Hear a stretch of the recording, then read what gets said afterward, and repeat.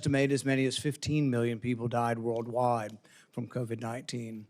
Publicly, Anthony Fauci promoted the theory that the virus arose naturally, while privately, he was well aware of a mountain of evidence suggesting the virus originated in the lab.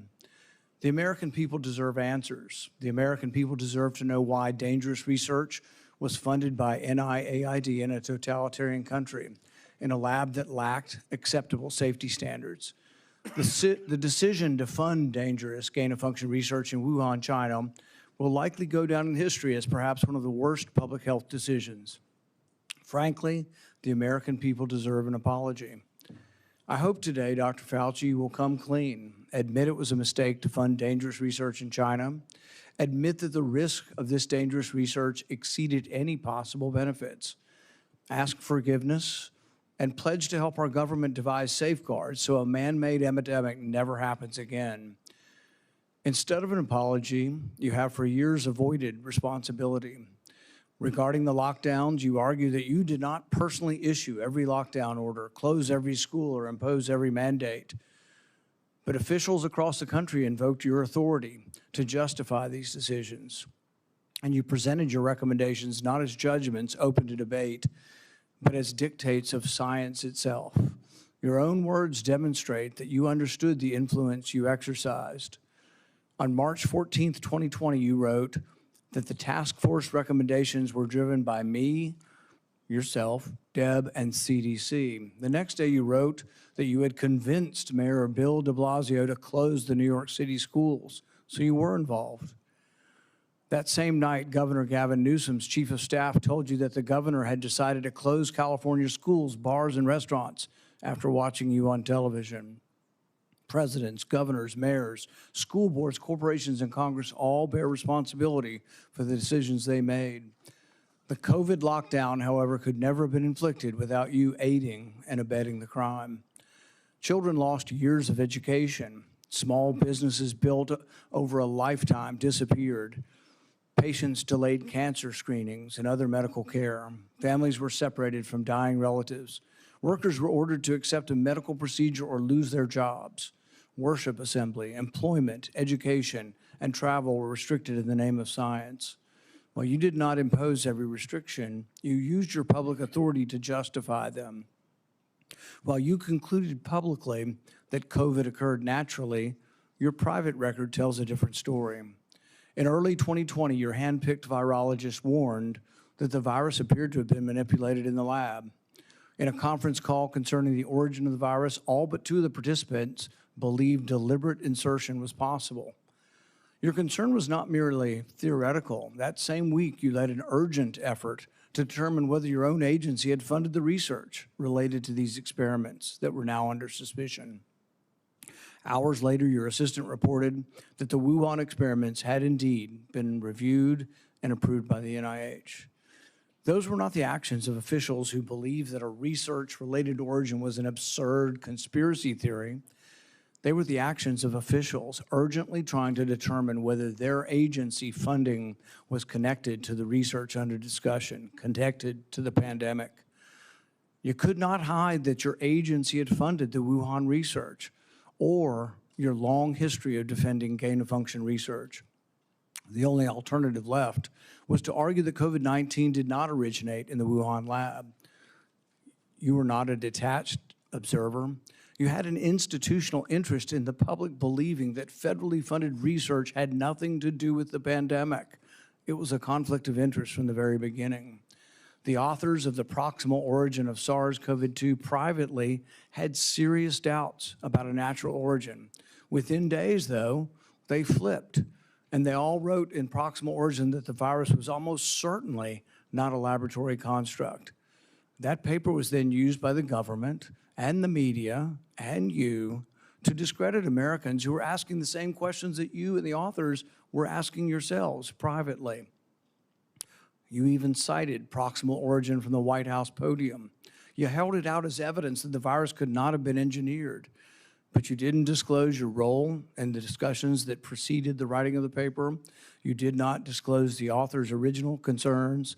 You did not reveal that you had been part of the paper that you had read and offered editorial comments on the paper before it was published, before you began using it as evidence that it couldn't have originated in the lab.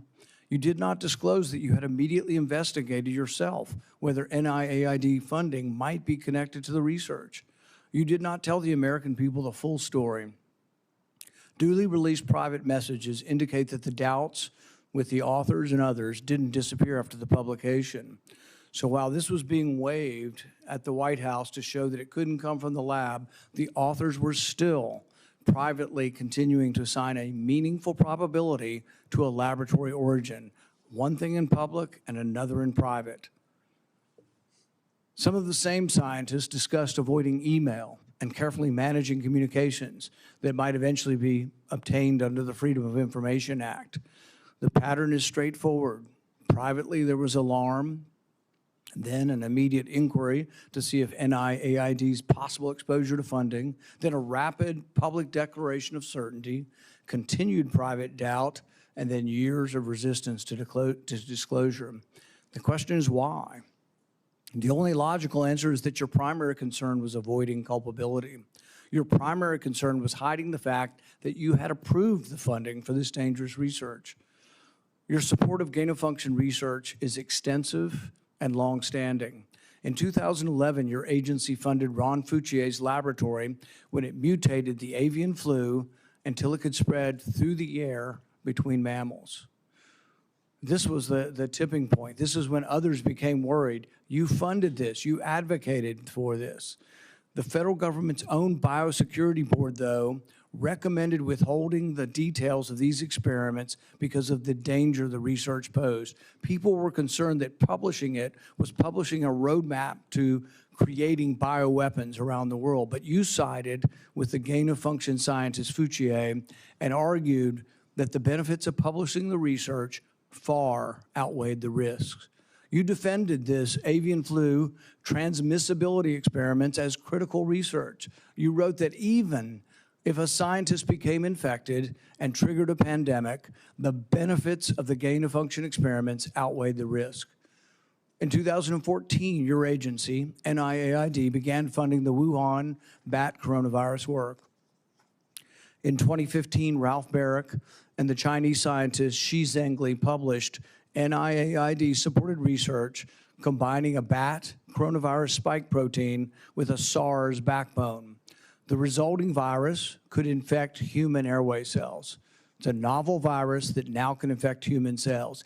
It gained transmissibility, it gained function. In 2018, the same group of scientists, EcoHealth, Barrick, Shi, and their collaborators submitted the diffuse proposal,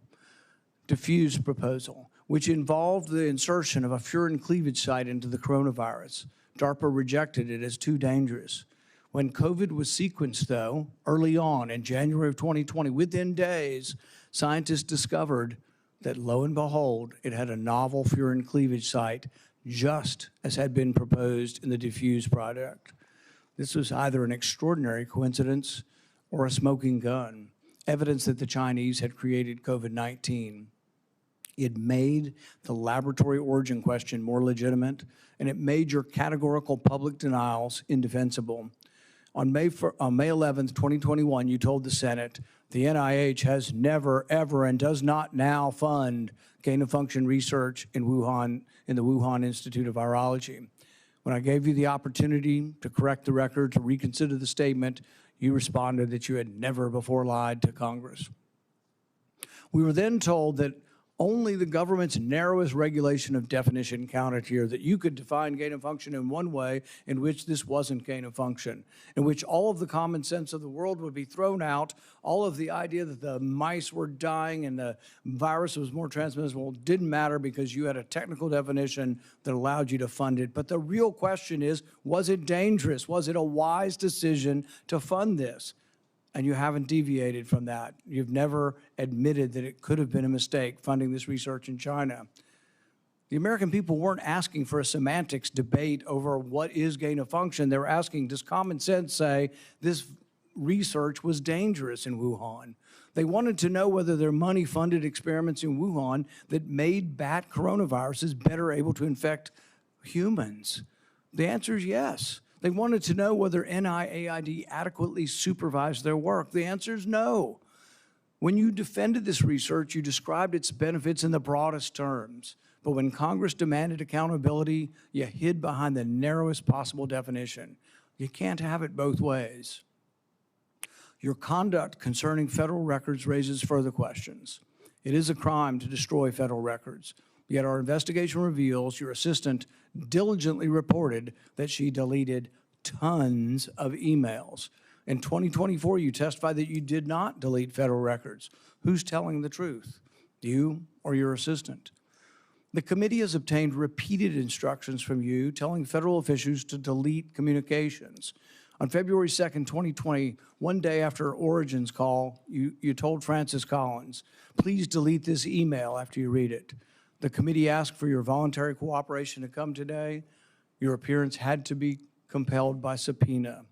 You're here today under duress. You're here today because of the court ordering it. President Biden issued you a sweeping pardon extending back to 2014, the same pardon he gave to his son Hunter. A pardon may protect a person from criminal prosecution, doesn't rewrite history. It does not erase documents. It does not convert a misleading statement into a truthful one. And it does not prevent Congress from establishing what happened. There will be another pandemic. There will be another crisis. And there will again be officials who insist that uncertainty must be hidden for the public's own good. They will demand obedience. They will invoke science. I am the science, as though it were a commandment. They will argue that government officials cannot be questioned because questioning them would undermine public trust. They have it backwards. It is secrecy that destroys trust. It is arrogance that destroys trust. It is censorship that destroys trust. And it is the refusal to admit error that destroys trust. That loss of trust may be your most damaging legacy. Trust can't be ordered. It has to be earned. No scientist is above scrutiny. No government official is beyond accountability.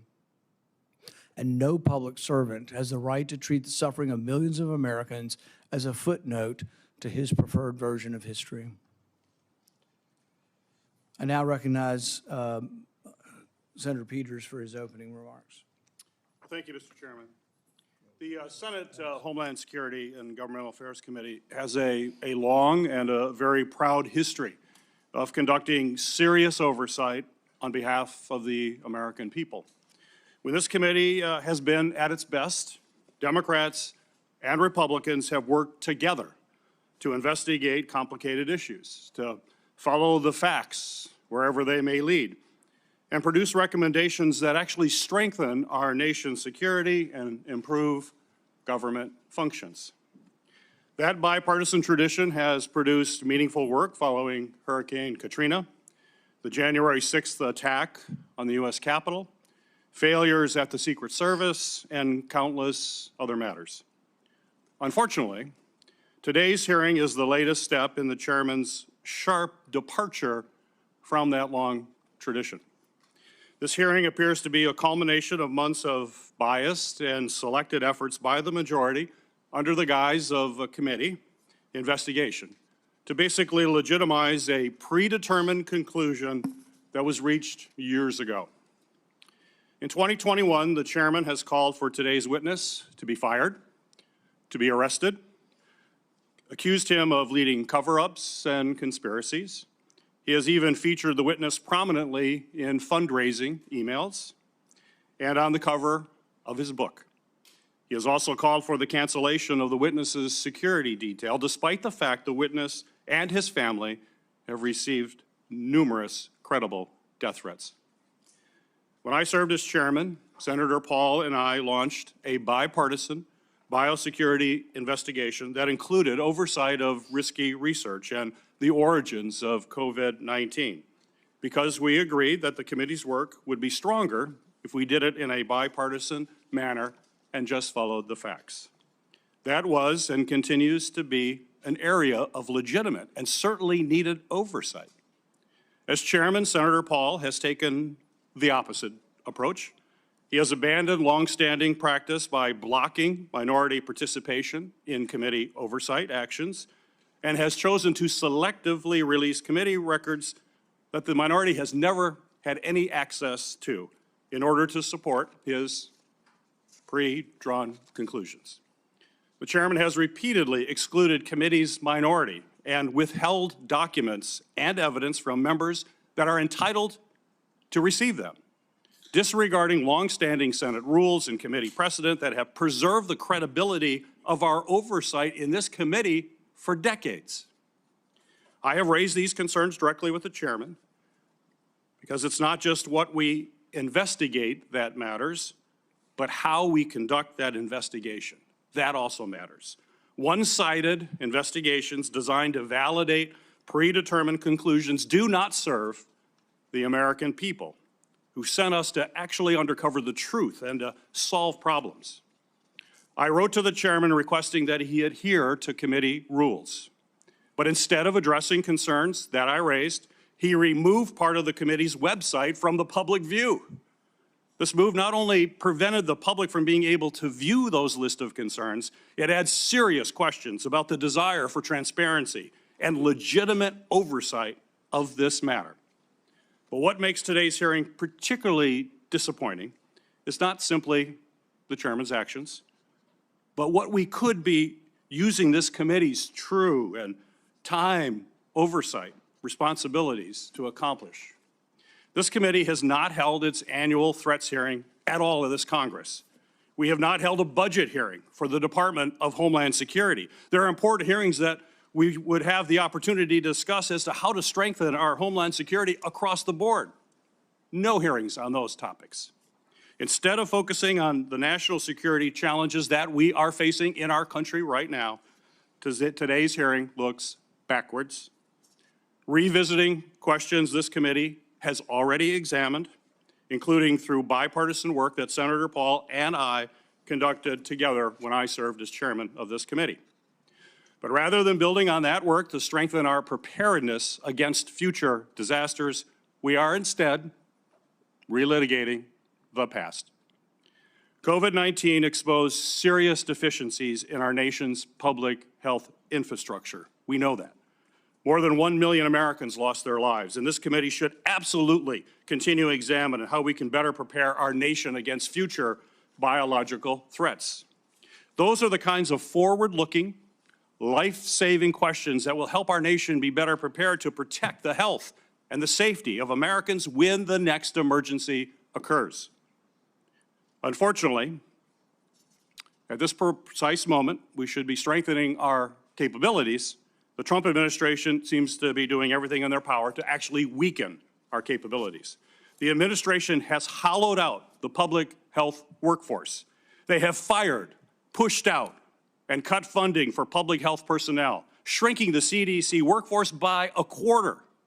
Thousands of experienced scientists have left government service, and with them has gone critical institutional knowledge that cannot be easily replaced, certainly not quickly replaced. The administration, thanks to political operatives like Russell Vought, has slashed or illegally withheld funding for life-saving medicines and cutting-edge technologies that let us rapidly develop them during an emergency. Mr. Vought is now further politicizing the federal grant-making process, proposing to subject all federal grants, including those for disaster relief, housing development, and cancer research, to the whims of political appointees, not nonpartisan experts. All of this has left the American people more vulnerable to infectious disease threats, and we are already tragically seeing the consequences. Staffing and funding cuts have slowed the federal, state, and local response to ongoing outbreak of a foodborne parasite, which has sickened thousands in my home state of Michigan, as well as across the country. At the same time, the administration cuts to global health programs and international partnerships have greatly reduced our ability to contain dangerous diseases like Ebola before they spread to our shores. We should be examining whether our federal health agencies have the personnel and the resources they need to effectively prevent, detect, and respond to these threats. We should be asking how to strengthen our biodefense efforts to deter our adversaries and prevent biological attacks against our country, and how our government can better coordinate and communicate during public health emergencies. These are the kinds of forward-looking matters that are worthy of this committee's time. Instead, we are here continuing the chairman's year-long focus on one individual. History tells us, unfortunately, another pandemic is all but inevitable. The question is whether Congress and this committee will work to better prepare our country for it, or continue looking backward while our public health infrastructure crumbles around us. That is the hearing that we should be having today. Unfortunately, I fear the intent of this hearing is only meant to further a purely partisan agenda and it will not make Americans safer. Thank you, Mr. Chairman. The accusation that the committee has denied access to the minority to records is categorically false. This is the most transparent investigation in the history of Congress. We actually created a website, and we put all of the information on the website. It continues to operate. The reason it hasn't been accessed is no Democrat ever signed up for it. Not one Democrat. We told them the access. They never asked for the access code. They haven't been on the website because they have not cared about the investigation. It's a practice of this committee to swear in the witness. Dr. Fauci, please stand and raise your right hand. Do you swear that the testimony you will give before this committee will be the truth, the whole truth, and nothing but the truth? So help you God. Dr. Anthony Fauci, you are recognized for 5 minutes for your opening statement. Mr. Chairman, Ranking Member Peters, members of the committee, I served at the NIH for over 54 years, 38 of those as director of the National Institute of Allergy and Infectious Diseases. Over that period, I proved that I believe in and respect the value of legitimate congressional oversight. In fact, I testified before and/or briefed Senate and House Senate and House committees well over 200 times over those 38 years. During and after the COVID pandemic, I have appeared multiple times for hearings in the Senate and the House, usually under oath, and sat for several days-long transcribed sworn interviews, answering questions about the very issues that are now the subject of this hearing.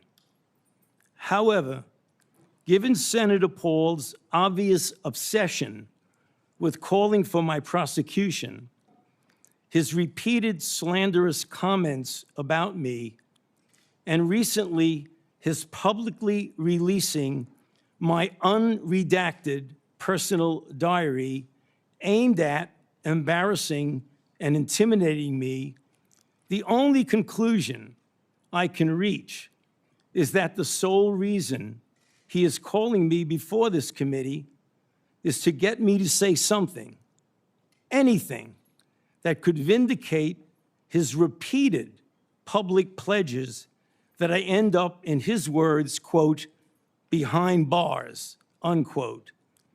Any reasonable person who has followed his unhinged obsession with me would readily come to the same conclusion. Therefore, although it pains me to do so, because of the respect I have for the legislative branch of government and my decades-long record of cooperating with Congress, under the advice of my attorneys, I will invoke my right under the Fifth Amendment of the Constitution to refrain from answering your questions. Thank you. We will now begin a round of questioning. Dr. Fauci, your testimony today is compelled by a lawful subpoena. As you know, it's a crime under 18 U.S.C. Section 1001 to knowingly make a material false statement to Congress, with a penalty up to 5 years of imprisonment. Understanding that you are under oath, the American people would like to understand your reasoning, your rationale for why you chose to fund the research in Wuhan. There have been, intelligence agencies, the CIA, the FBI, the DOE, have all come to the conclusion that more likely than not, the virus came from the lab in Wuhan. And so we'd like to know what was the rationale, what was the discussion, how, what went behind the decision to fund the research in Wuhan? How did you come to the conclusion that a totalitarian country would be capable of doing this in a BSL-2 lab, a lab that lacked the security? What was the reasoning? And are you sorry, basically, for making the decision? Would you, given another chance, say, well, gosh, circumstances now, as I know it, maybe it wasn't a wise thing. Can you explain to the committee why you chose to fund this dangerous research in China? On the advice of counsel, I respectfully decline to answer based upon my rights under the Fifth Amendment of the Constitution. In the red folder on your table is a copy of Section 192 of Title II of the U.S. Code. Your counsel has been provided a copy as well.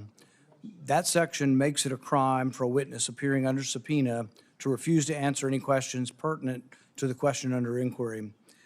Do you have that in front of you? On the advice of counsel, I respectfully decline to answer based upon my rights under the Fifth Amendment of the Constitution. Let the record record that the witness has refused to answer whether there's a folder in front of him based on his Fifth Amendment right. It is true that you're appearing under direction of our subpoena to provide testimony on matters under consideration by the committee, including the origins of COVID-19, risky life sciences research, and your tenure as a federal government employee. Additionally, you've been provided a full and unconditional pardon dated January 19th, 2025, for any offenses against the United States which may have been committed or taken part from January 1st, 2014 through the date of the pardon for a 10-year period, arising from or in any manner related to your service as Director of the National Institute for Allergy and Infectious Diseases, as a member of the White House Coronavirus Task Force, or the White House COVID-19 Response Team, or as Chief Medical Advisor to the President. Have you refused this pardon, or do you have any reason to believe this full and unconditional pardon, this grant of immunity, would somehow require you to plead the Fifth Amendment? On the advice of counsel, I respectfully decline to answer based upon my rights under the Fifth Amendment of the Constitution. Based on the facts presented, I'm going to direct you to answer the questions. The committee has issued a valid subpoena. They've requested your presence here. The questions are very pertinent to your decision-making as head of NIAID, as well as a chief advisor to the president. Do you still refuse to answer the questions? On the advice of counsel, I respectfully decline to answer based upon my rights under the Fifth Amendment of the Constitution. Let's do the.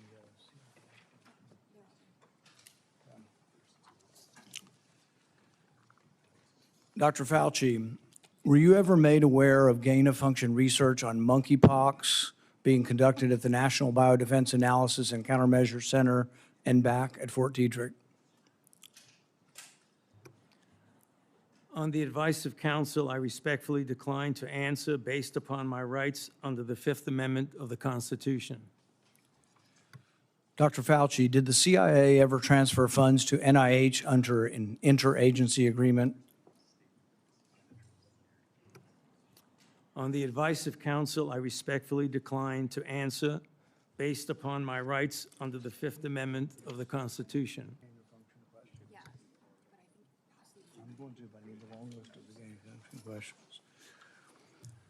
Dr. Fauci, did the NIH ever conduct research for or in coordination with any element of the intelligence community, CIA, ODNI?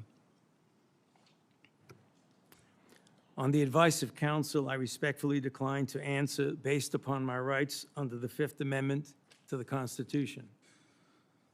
The reason why these questions are important is, President Trump has done a ban, and we're glad that he did a ban on gain-of-function research. So we're better off than we were when we had an advocate serving as head of NIAID, an advocate for gain-of-function research.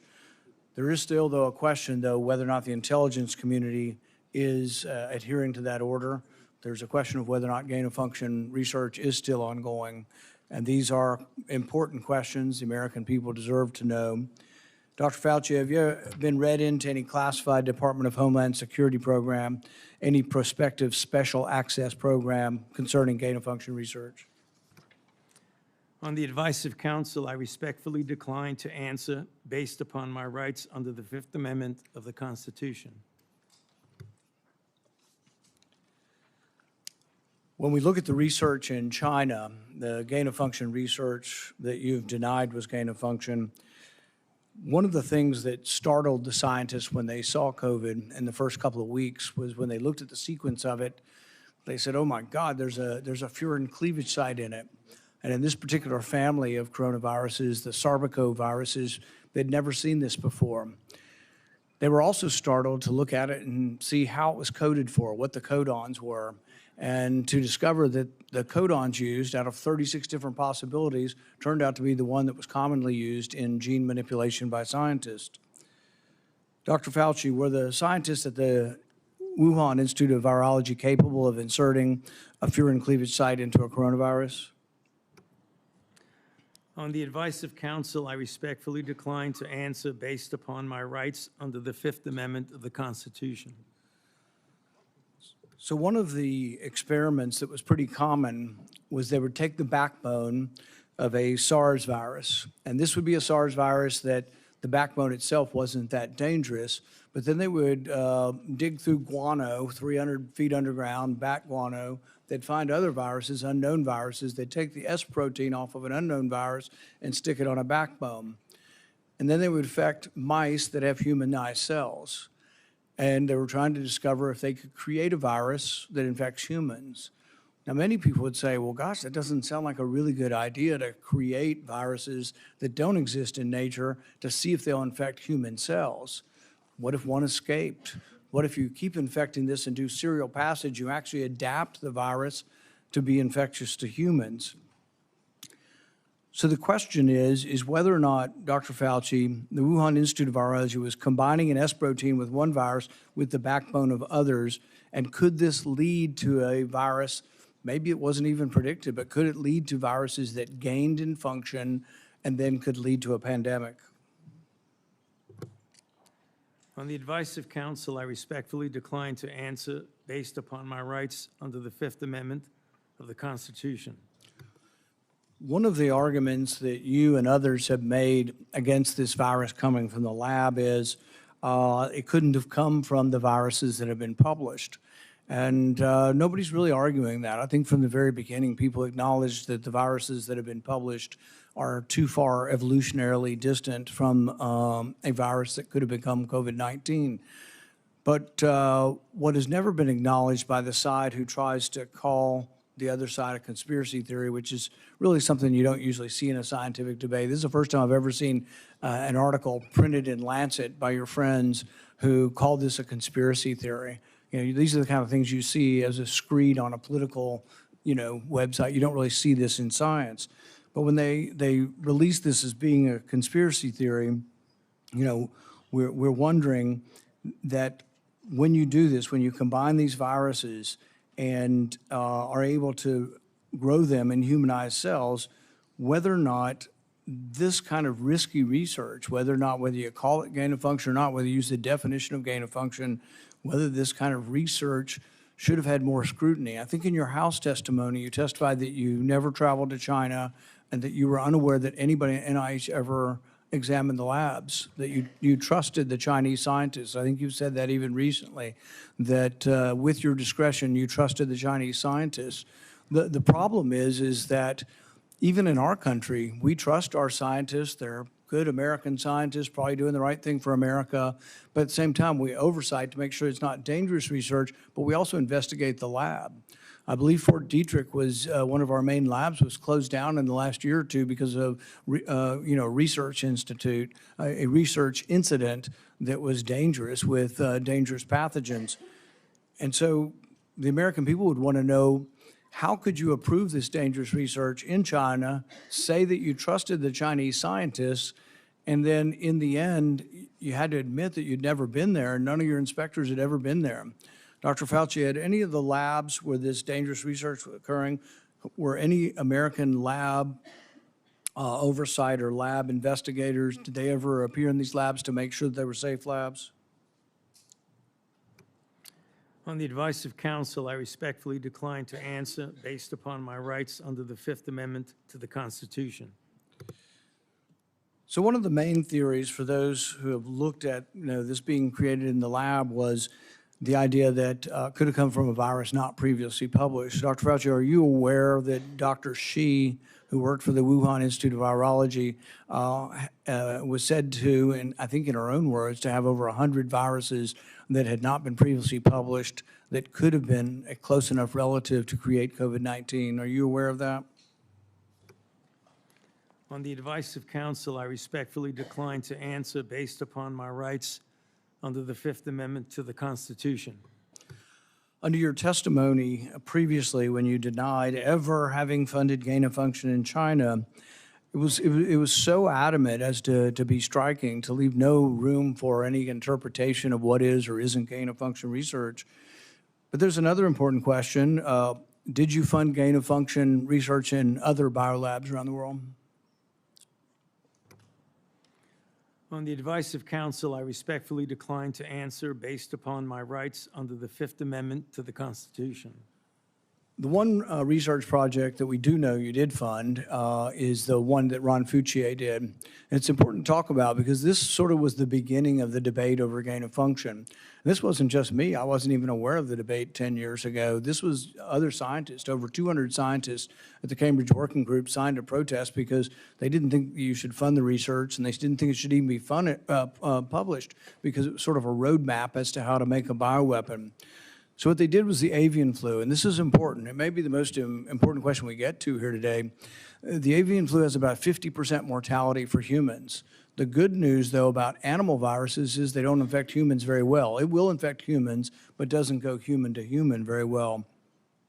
Ron Fauci, with the money that you provided to him, did an experiment where he caused purposeful mutations to create a new virus, an avian flu that didn't just infect birds well, but actually infected mammals well, went ferret to ferret in an aerosolized manner. People saw this and were aghast, at the decision-making process that you decided to fund this. But this is when, the debate came about, and you wrote in support of this in the Washington Post, and you said, even if a scientist is bitten, even if a pandemic should occur, the knowledge is worth the risks. Do you still stand by that? Would you like to qualify at all whether or not the knowledge of gain of function is worth the risks, particularly in this case, since we now know 15 million people died worldwide? Many people believe this came from the lab. Do you think that the risks really are worth the benefits for gain of function research? On the advice of counsel, I respectfully decline to answer based upon my rights under the Fifth Amendment to the Constitution. All right. We're going to finish with this question, and it's based really on that statement, that general statement in your support for gain of function, the idea that the benefits outweigh the risks. So there are many other people who disagree, and they aren't politicians or not, I don't know what party they're in. David Relman is probably one of the most esteemed, and he is a scientist at Stanford. He, I think, has classified clearance. He's been a consultant to our government probably for a decade or more. And he's written about this publicly. He says the opposite. He said that the risks of this research do not outweigh the benefits. He said the risks, we shouldn't do it. Richard Ebright, who's been involved in this debate for 2 decades, says the same thing. Says we really shouldn't be doing this at all. There's a quote also by, if the Kevin Esfelt quote is that at the very end.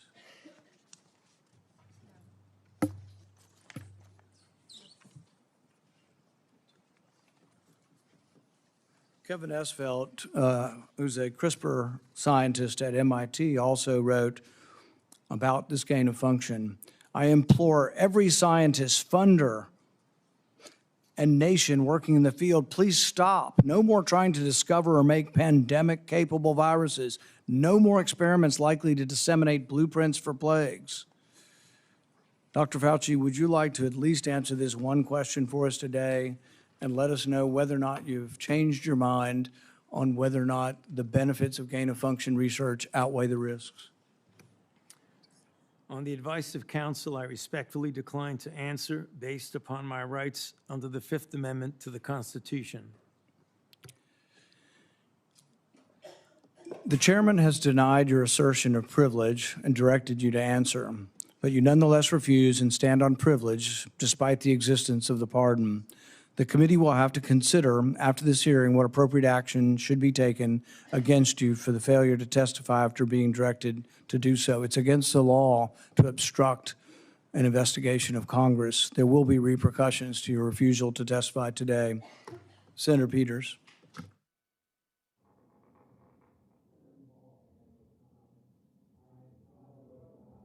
You're not recognized. You're not recognized.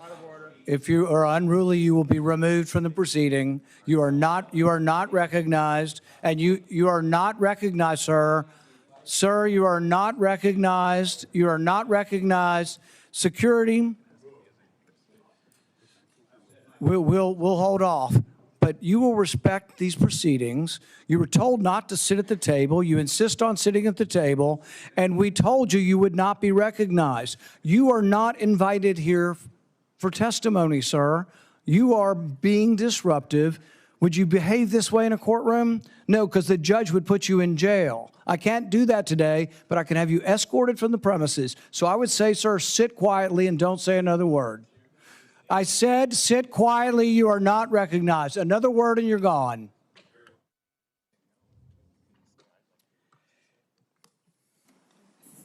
So, Mr. Chairman, I'd like to hear what the attorney has to say. He is not recognized by the committee or the chair. If he speaks again, he will be removed from the room. This testimony is from Anthony Fauci. This is not a game with his lawyers. He can advise, his lawyers can give him advice. He's got a half dozen here. They're all allowed to talk to him. Yes. All right? Yeah. But the attorneys are not recognized. In fact, the attorney was told not to sit at the table, and he's not obeying that recommendation. There's a row behind you, sir. That's where you were told to sit, and you're not. And now you're disrupting the proceedings.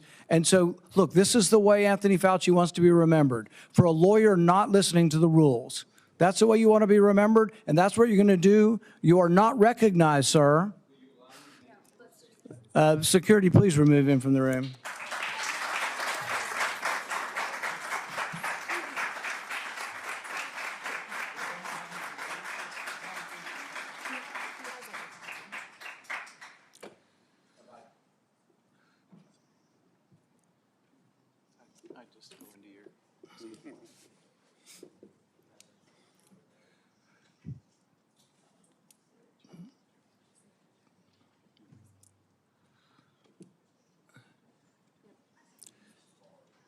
Let the record state that Dr. Fauci will still have the advice of the other half a dozen attorneys that he brought along today. Senator Peters. Thank you, Mr. Chairman. The COVID-19 pandemic is not the first or the last public health crisis to impact our nation. In December 2022, I released a report that identified significant failures in our federal government's preparedness and initial response to COVID-19. This report contained 17 key findings. It's a very large report, which I have right here.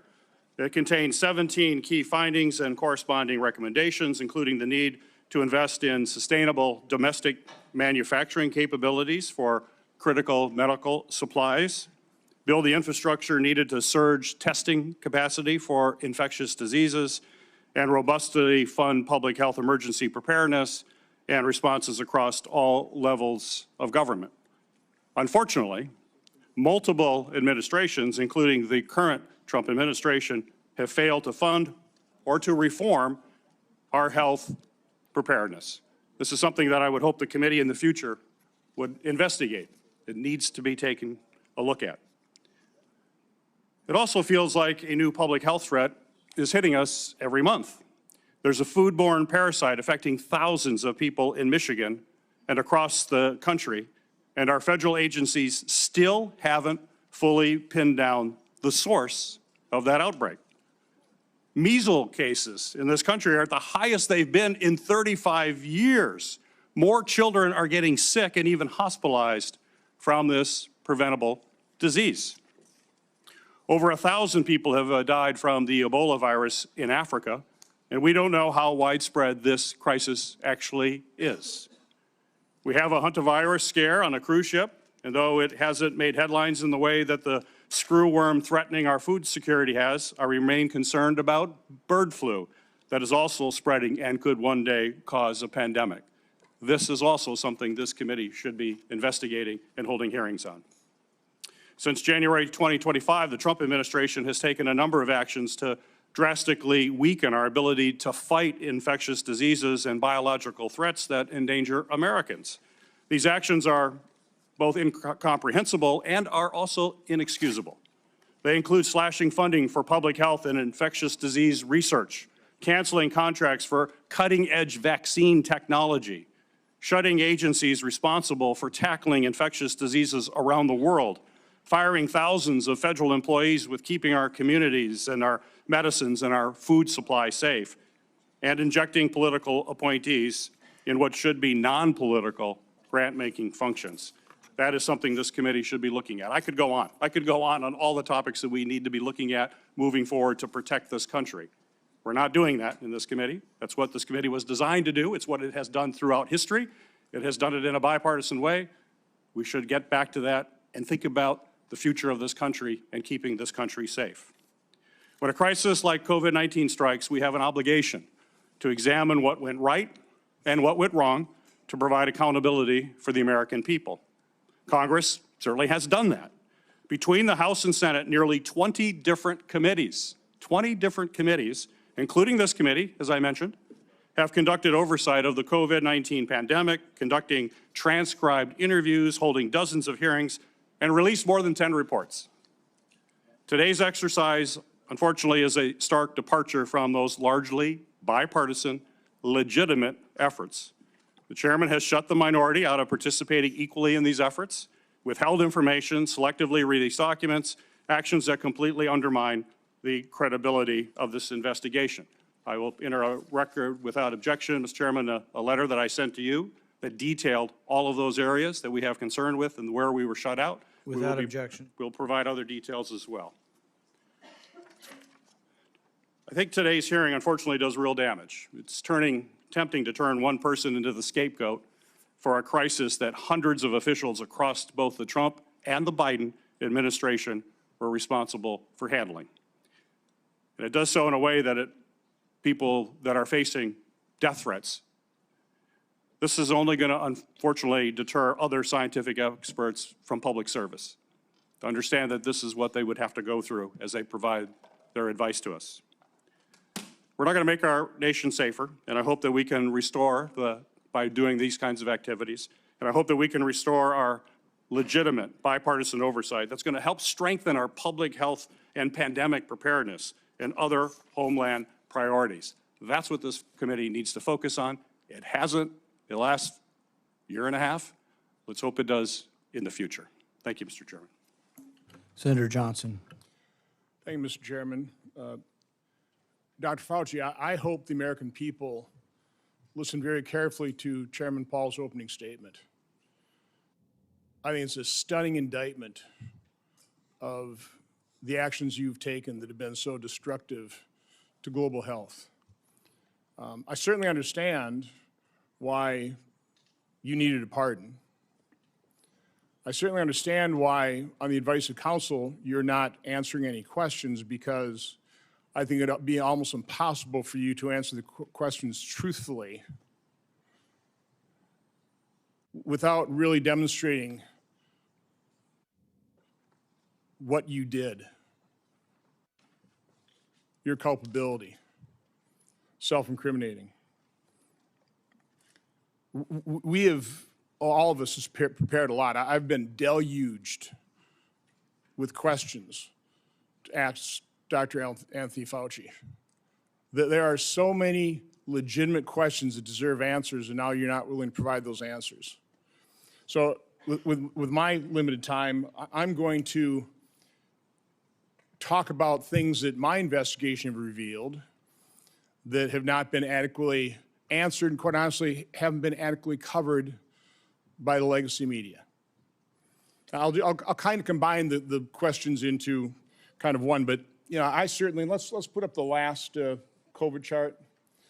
I was warned pretty early on about the dangers of the experimental gene therapy that you've called a vaccine, but it really falls under the definition of gene therapy. So I was going to ask you, I mean, were you carefully monitoring the safety surveillance systems like VAERS and vSafe that literally were deluged with complaints? You know, currently, worldwide, there have been almost 1.7 million adverse events reported to the VAERS system. Of those, over 39,000 were deaths. And of those deaths, 24% occur on the day of vaccination within 1 or 2 days. 24%, which, by the way, just happens to be the same percentage that a Rasmussen poll pointed out the American public believe 24% of the American public believe they know somebody who died of the experimental gene therapy. So again, I was certainly interested in asking you whether or not you were following this as carefully as I was. It was not my responsibility to follow safety surveillance systems, but I did. And by the way, when I published, this is actual government information. When I published it and people had me on their shows, they would be censored by Facebook. They would be deplatformed. I think largely at the behest of the actions you took to make sure that disinformation wasn't spread. This wasn't disinformation. This was the truth. So I was going to ask you whether you knew Dr. Marks. I think you do know him. He's the head of CBER. He's the man who is in charge of approving vaccines and surveilling for the safety. My investigation shows that on March 1st of 2021, less than 3 months after the emergency use authorizations, he was warned by Dr. Anna Scharsman, data mining expert, that the algorithm they were using to analyze VAERS data was going to hide and mask safety signals. 26 days later, and 3 months consecutively after that, they did data runs with a new algorithm that unmasked those safety signals. They showed dozens of safety signals, including sudden cardiac death, cerebral artery occlusion, basal ganglia stroke, agonal rhythm, Bell's palsy, and pulmonary infarction. Your diaries now show that you actually suffered pulmonary infarction in, I think, probably June 2021. I was just wondering whether it ever went through your mind that maybe that injection, all those boosters you took, might have caused that. You know, and the question I was going to, and I'll ask this question, were you ever made aware of the fact that Peter Marks was warned that the algorithm was going to hide the safety signals? And were you told that senior FDA officials were given shown dozens of safety signals associated with the COVID injection? On the advice of counsel, I respectfully decline to answer based upon my rights under the Fifth Amendment to the Constitution.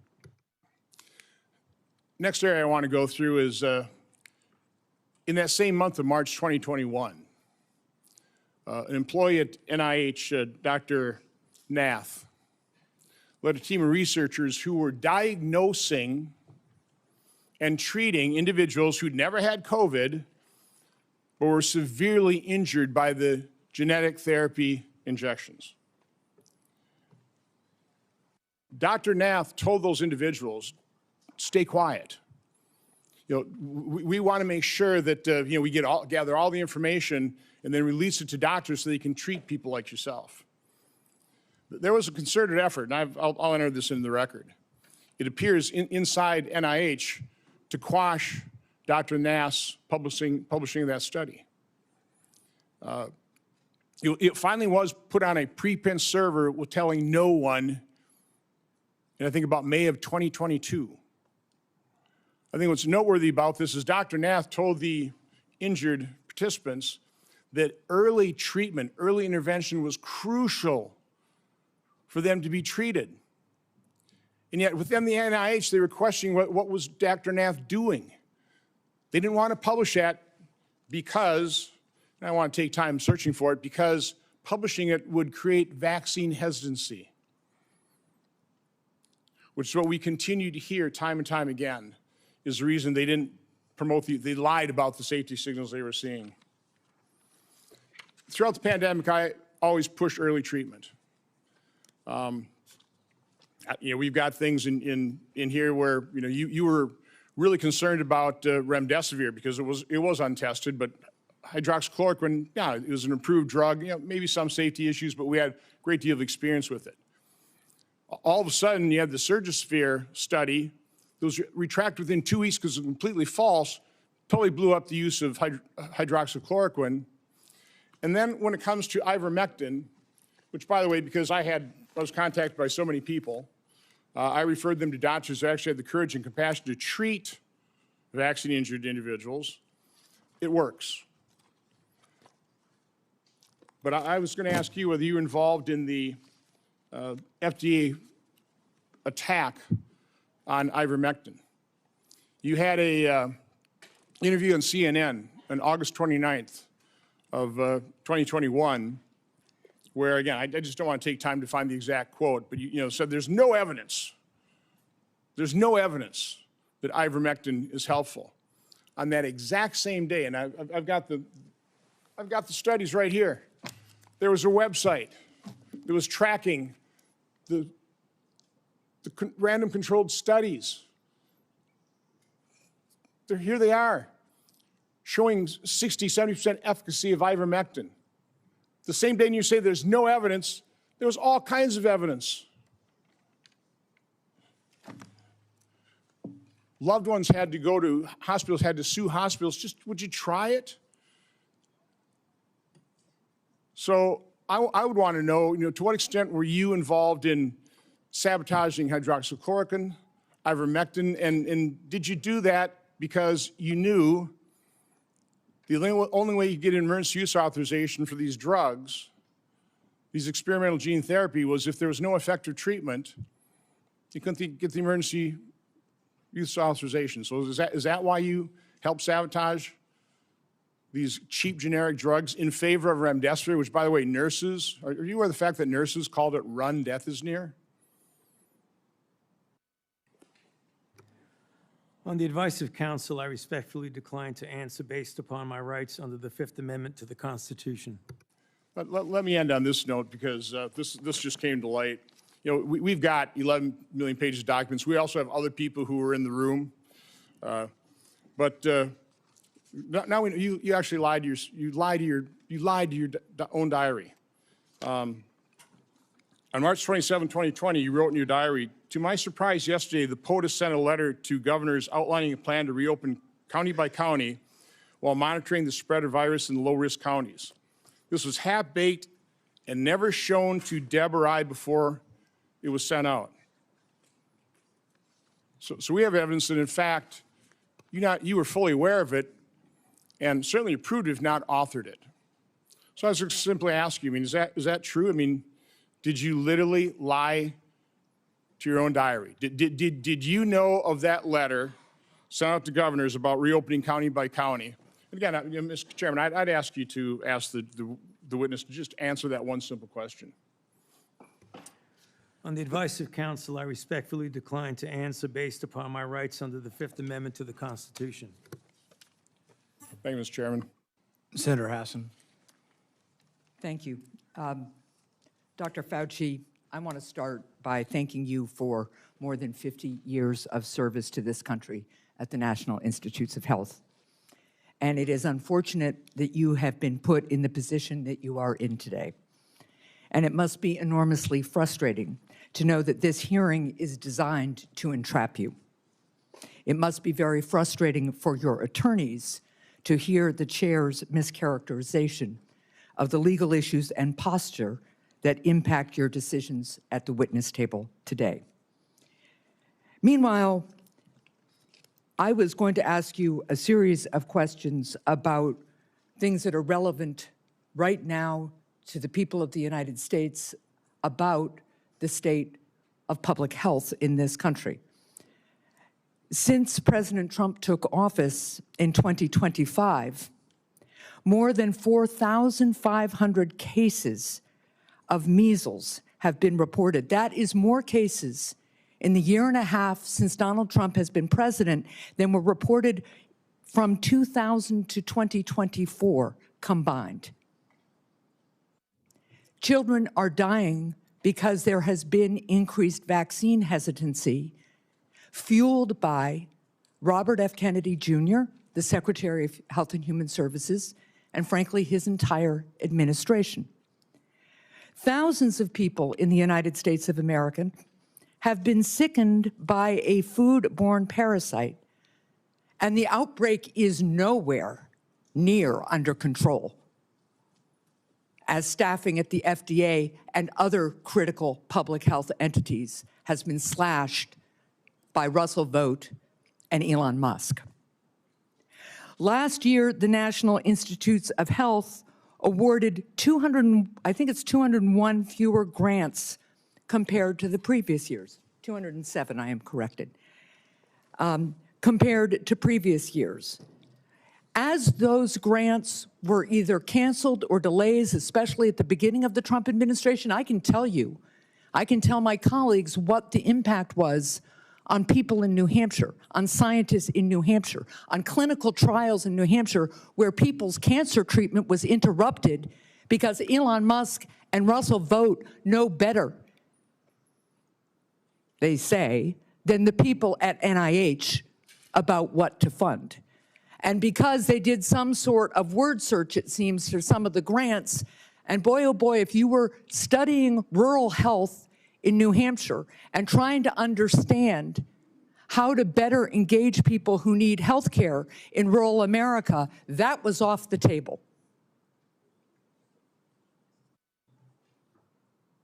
America is losing researchers and scientists to other countries because researchers and scientists, highly trained, highly qualified, invested in often by the American taxpayer, are finding the hostility from this administration so strong that it interferes with their science, and they want to pursue science wherever that science takes them. I also sit on the Health, Education, Labor, and Pensions Committee. We have had a number of hearings with nominees recently to fill critical spots. One of those nominees is Dr. Erica Schwartz, a brilliant woman, medical degree, biomedical engineering degree. I think she also told us she has a law degree and a master's in public health. She was a two-star admiral in the United States Navy, an experienced doctor. And yet, when I asked her if she would push back at Secretary Kennedy, if he instructed her to suspend the promotion of the flu vaccine as he did at some point in the last few months, there's an email to prove it, she couldn't answer that question. She either could not, would not, or had been bullied into evading a question about whether she, as the director of CDC, would stand up to Secretary Kennedy, the most unqualified Secretary of Health and Human Services this country has ever seen, and more than unqualified, somebody who pursues conspiracy theories, degrades people with disabilities, and continues to promote disproved science. That's the state of healthcare and public health in this country right now, not to mention the $1 trillion or so of cuts to the Medicaid program that is decimating healthcare in my state and decimating it around the country, not to mention the refusal of my colleagues and this administration to extend critical tax cuts for people who are trying to afford insurance on the Affordable Care Act. I just was at one of my community health clinics, and they are reporting fewer and fewer people coming in for care, disrupting care because they can no longer afford health insurance. And that is impacting, of course, the revenue stream to the community health clinic, their ability to hire and pay people, their ability to take care of their community. That's what I wish we were having hearings about in this committee and in the Health Committee. That's what I wish we were trying to address in a bipartisan way. But instead, we are here in an attempt to entrap you because you had a distinguished career trying to put Americans' public health first. With that, I yield. Senator Lankford. Mr. Chairman, thank you. Dr. Fauci, thanks for coming today. I know you're invoking your Fifth Amendment right, which you have the right to be able to do constitutionally, but thanks for coming and be a part of this. There are a lot of issues and a lot of questions that have come up, and hopefully in some day in the future, we'll be able to get all this clarity to be able to pull together. There were over 1 million Americans that died from COVID. You know that well. You were tracking the numbers literally every single day, those affected and those that died from the earliest days. There are a lot of lessons that we've got to learn from this, that we should put into history to be able to determine what happens in the future, how do we respond in the future, how do we deal with something like this again. It was uncharted territory for everyone.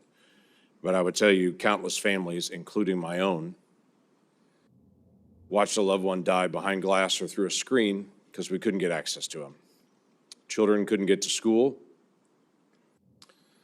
People missed their prom or graduation ceremonies. There were lots of things that happened that dramatically changed the future of the country. The mental health issues that we have continued to deal with from the isolation have been profound. Even something as simple as children that wore masks or around adults wearing masks for all that time are slower in learning language now because they couldn't watch someone's lips moving, and so they're slower in that. Amazingly enough, churches and places of worship were forced to be closed down. There were even churches that met where the pastor preached in the parking lot and the congregants all met in their cars with windows up, and police came and scattered them and said, "You can't be here." The simple act of social distancing became an issue as everyone guessed what's the right distance to be away from someone else. Literacy rates have declined. All these things are results, not to mention the loss of lives and the health experiences that have been out there for many Americans. So there are legitimate questions. I wanted to be able to raise some of those to be able to walk through some of this because it has been very, very challenging. As we've gone through some of your notes and your diary and other things that are out there, we're trying to be able to pull bits and pieces of things to be able to learn lessons. On May the 6th, 2020, you wrote at that time, I had a conversation with Robert Redfield, who, as you know well, was then the director of CDC, about the fact that greater than 1 million children worldwide have missed their measles vaccination because of the shutdown. You stated, this is terrible and needs to be addressed, since on that basis alone, there would be far more excess deaths from measles among children than coronavirus deaths among children. I need to bring this up to the TF, the task force. Did you ever have an opportunity to bring up the potential of measles deaths among children and an infection rate going around the world from measles based on the fact that so many children would not get their measles vaccine because of the shutdown? I'm sorry, Senator, but on the advice of counsel, I respectfully decline to answer based upon my rights under the Fifth Amendment to the Constitution. That is your right to do. One of the big issues that's really coming up is on the lab issue. This was greatly discussed about whether this came from a lab or whether this came from nature. There are obvious issues and differences between the two to be able to know this. You had a lot of conversation on this. Scientists around the world were in conversation on this. There were different statements that you even made in your private notes and your public notes on it. In January the 26th of 2020, this is before we had our first tragic death of coronavirus in the United States, you wrote, it now appears using epi data that the genomic data, the first infection was in early December and was not connected to the market, which was the big rumor that was out there, was this wet market in China. We know the market was not the source, it was the amplifier. On January the 31st, you wrote about a phone call.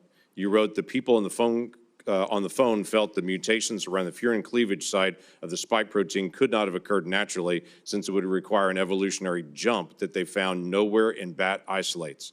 They bring up the possibility this could have been deliberately inserted and either accidentally released or deliberately released by a crazy person in the lab, the former being the most likely.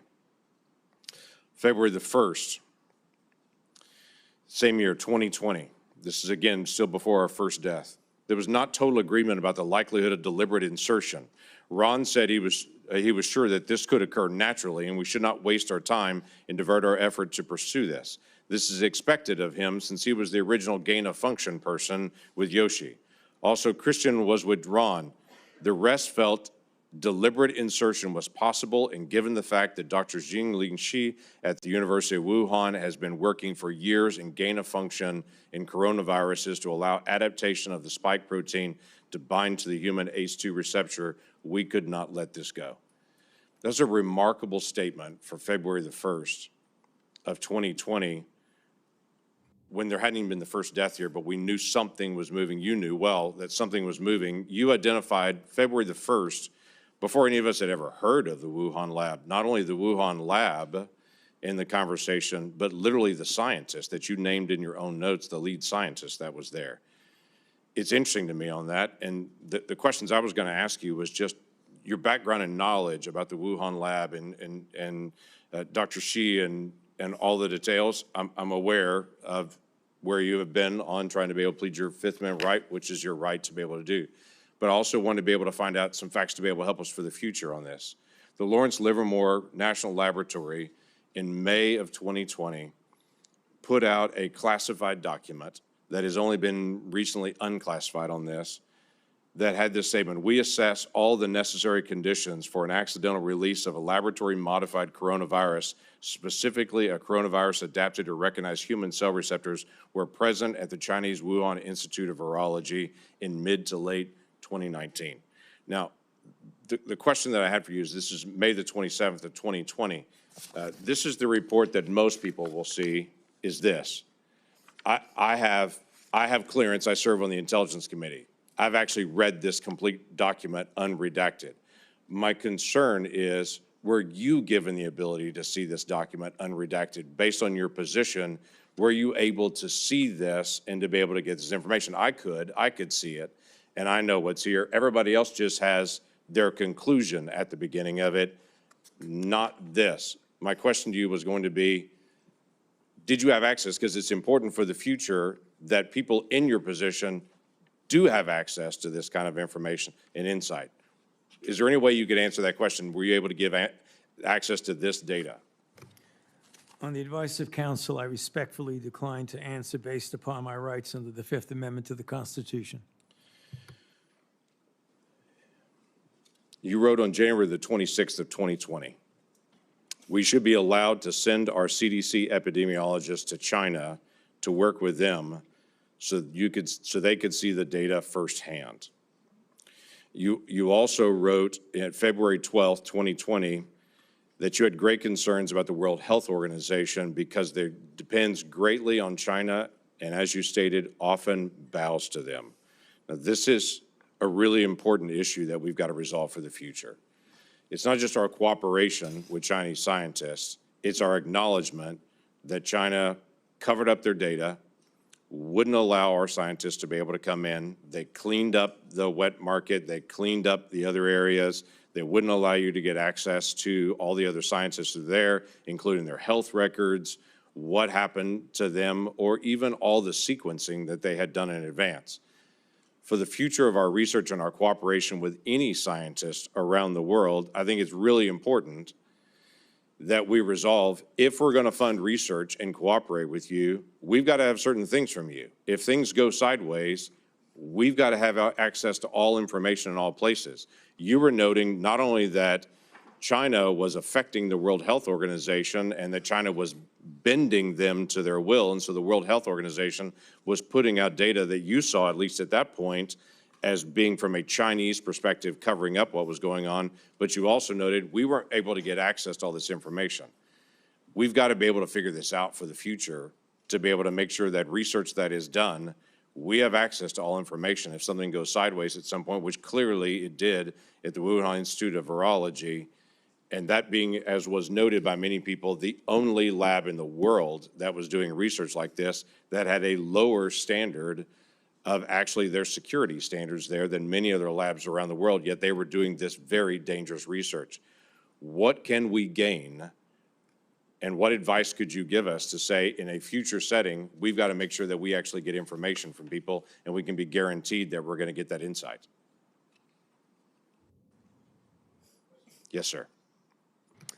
On the advice of counsel, I respectfully decline to answer based upon my rights under the Fifth Amendment to the Constitution. I yield back. Senator Blumenthal. Thank you, Mr. Chairman. I want to go back to the dark days of the coronavirus pandemic, one of the darkest days or times in our history. Hospitals were overflowing. Navy medical ships were docked in the Hudson River. Emergency rooms were forced into unprecedented triaging during the worst week of the pandemic, which happens to have been the last week of President Trump's first term. More than 25,000 Americans died of COVID-19. Easy to forget those dark days. But for the past 18 months, the Trump administration has been engaged in a campaign to rewrite this history. And today's proceeding, I fear, is part of that effort, one of the darkest days in our Senate's history. The Trump administration has launched a baseless set of smears against vaccines that help pull us out of that public health crisis, vaccines that are undoubtedly President Trump's greatest accomplishment. It has slashed funding to local public health departments that were on the front lines of the pandemic, and those healthcare workers are heroes. It has disparaged those heroes as woke or wasteful.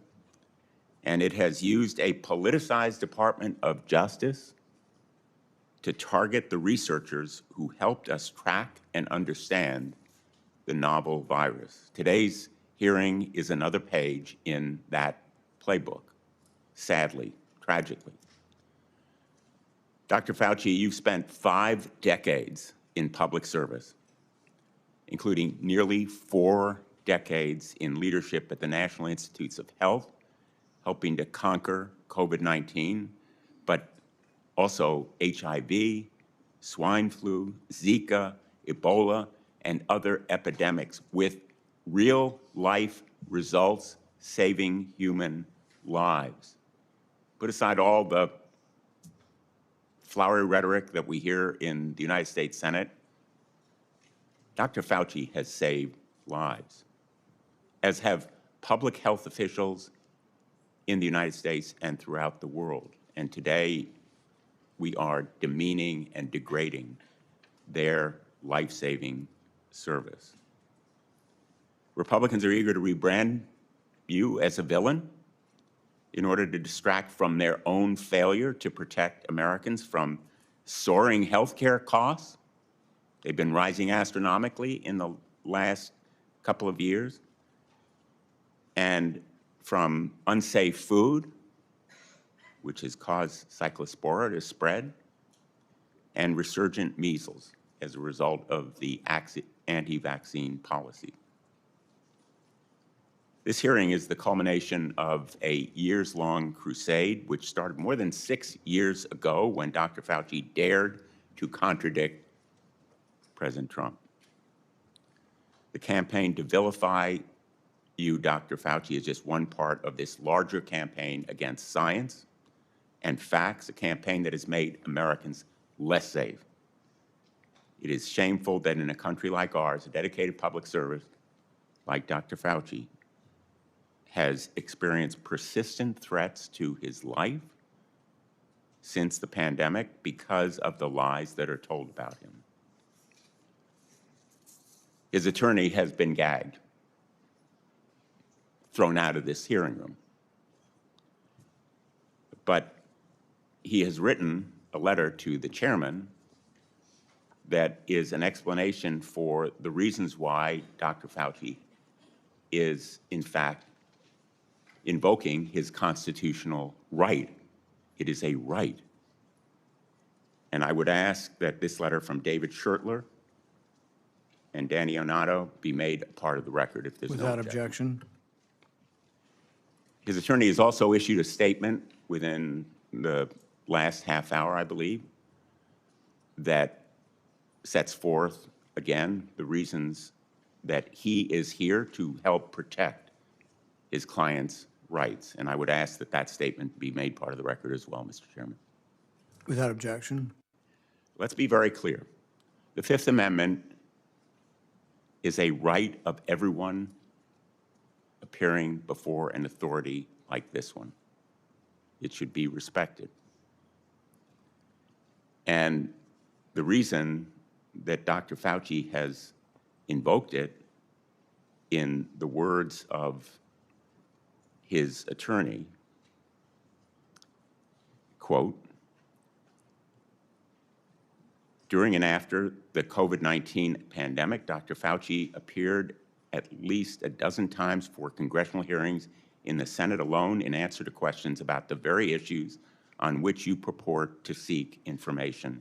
He has been thoroughly transparent and consistent in providing factual information to Congress, and he is deeply familiar with the processes and protocols of sharing information with the legislative branch. And then referring to the chairman, this years-long public crusade against Dr. Fauci makes one thing clear.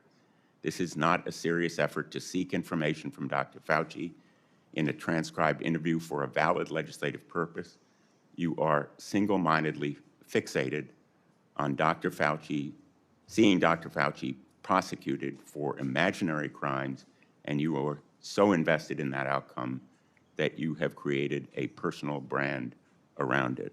Those are the words of his attorney, and he cites as well the statements of the chairman, which indicate a clear intent that the result of this proceeding be a prosecution. Quote, the power of some of us must be used for good, like putting Fauci in jail. That's from December 23, 2025.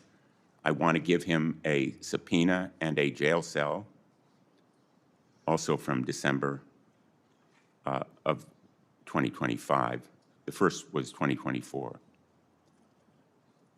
Those kinds of statements by the chairman of a committee in tweets certainly provide a well-founded fear that the proceeding underway is simply an effort to trap Dr. Fauci in some kind of criminal wrongdoing. That is not the purpose of a congressional hearing, not the valid purpose of a congressional hearing. During some of the dark days in this body, under Senator Joe McCarthy, it became standard operating procedure to seek that kind of prosecutorial objective. We should not be part of a rerun of that kind of effort. This attempt to rebrand one of the most challenging times in our nation's history is a short-sighted act of desperation that will leave us less prepared for the next pandemic. It is an insult to the memory of more than 1 million Americans who died from COVID-19.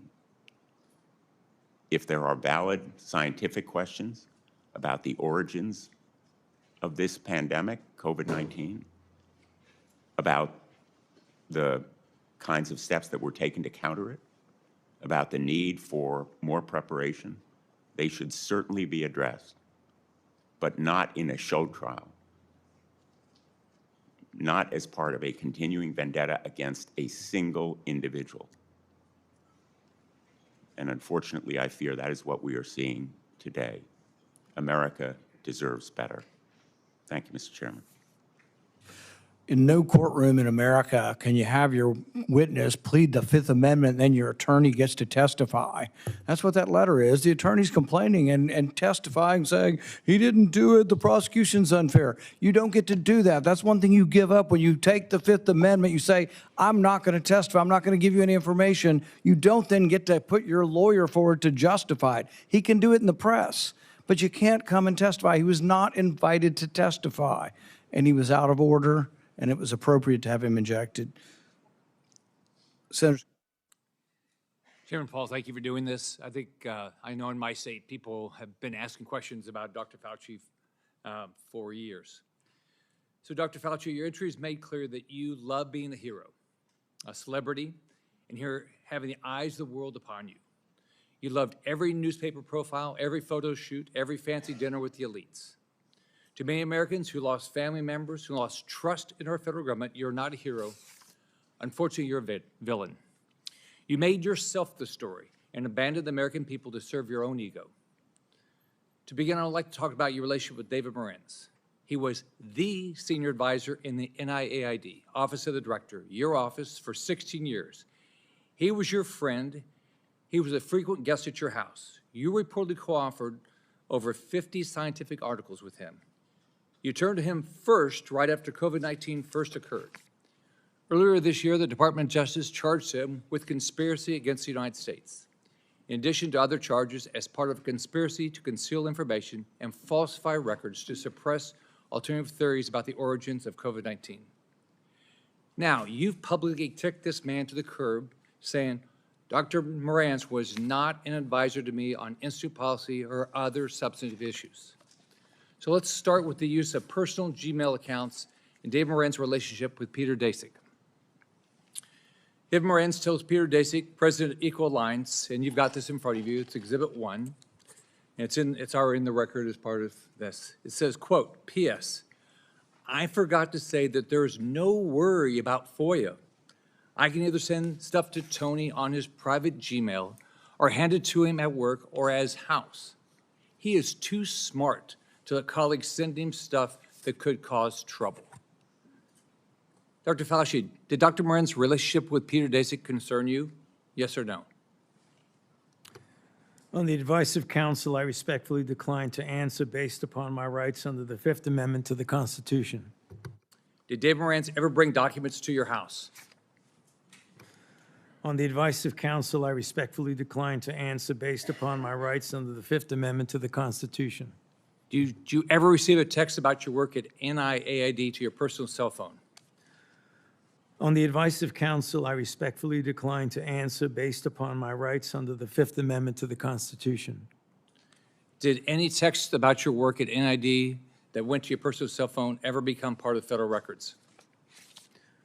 On the advice of counsel, I respectfully decline to answer based upon my rights under the Fifth Amendment to the Constitution. Did you maintain a personal email account while serving as director?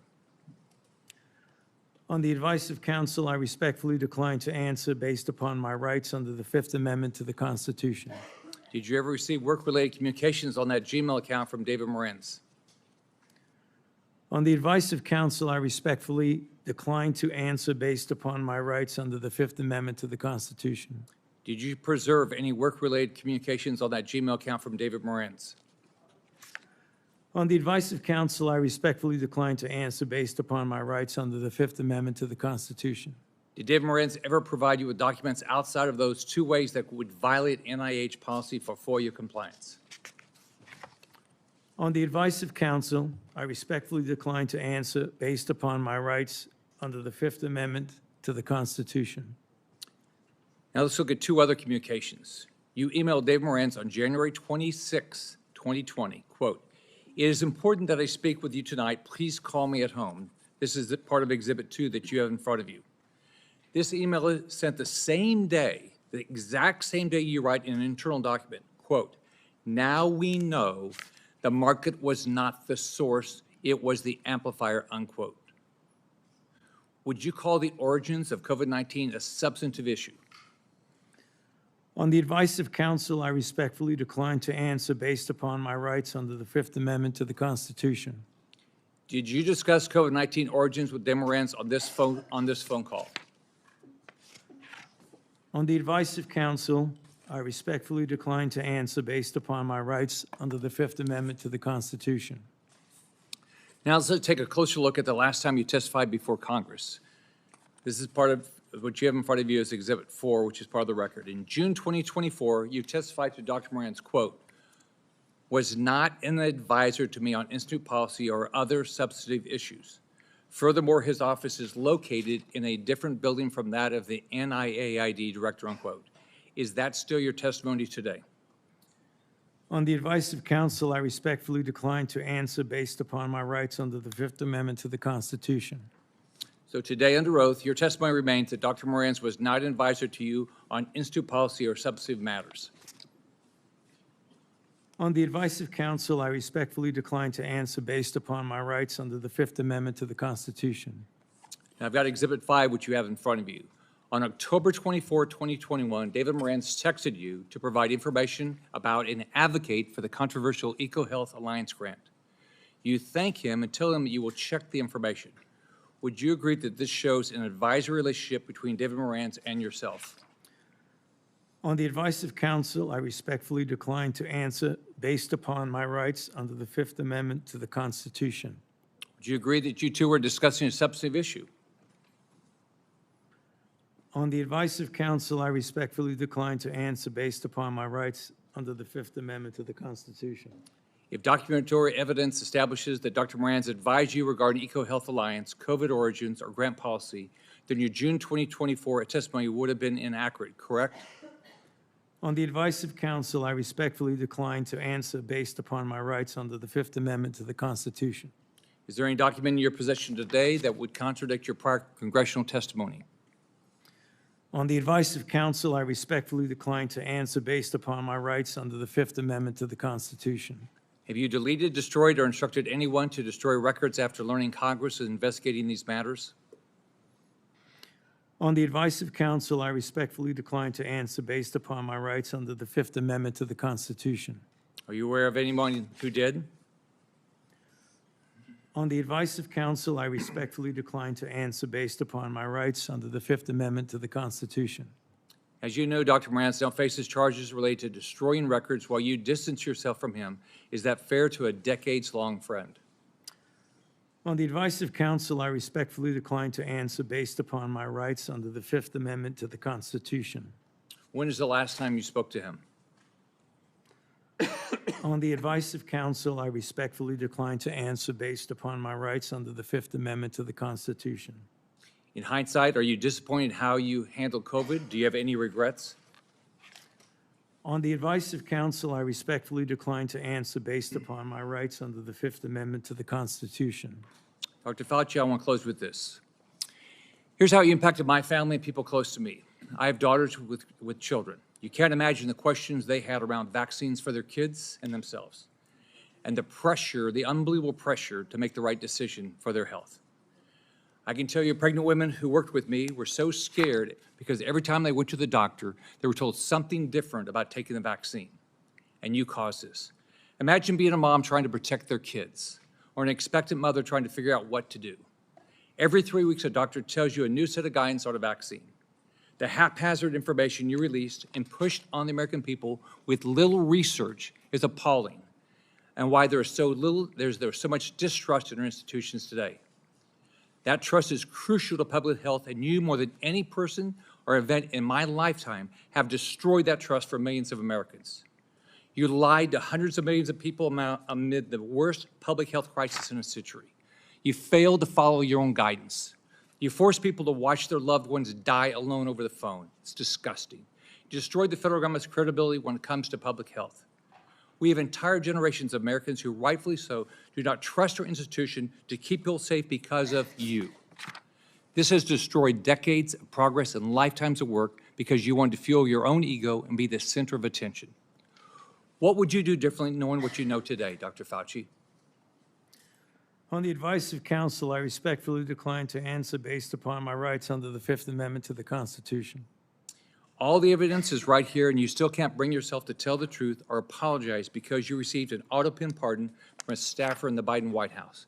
If we have another pandemic tomorrow, millions could die because of what you did to make Americans lose trust in their government when it comes to medicine and healthcare.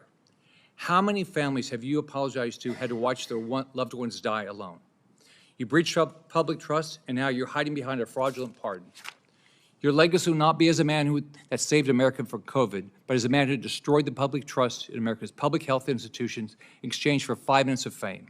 This is how history will remember you. I yield back. Senator Kim.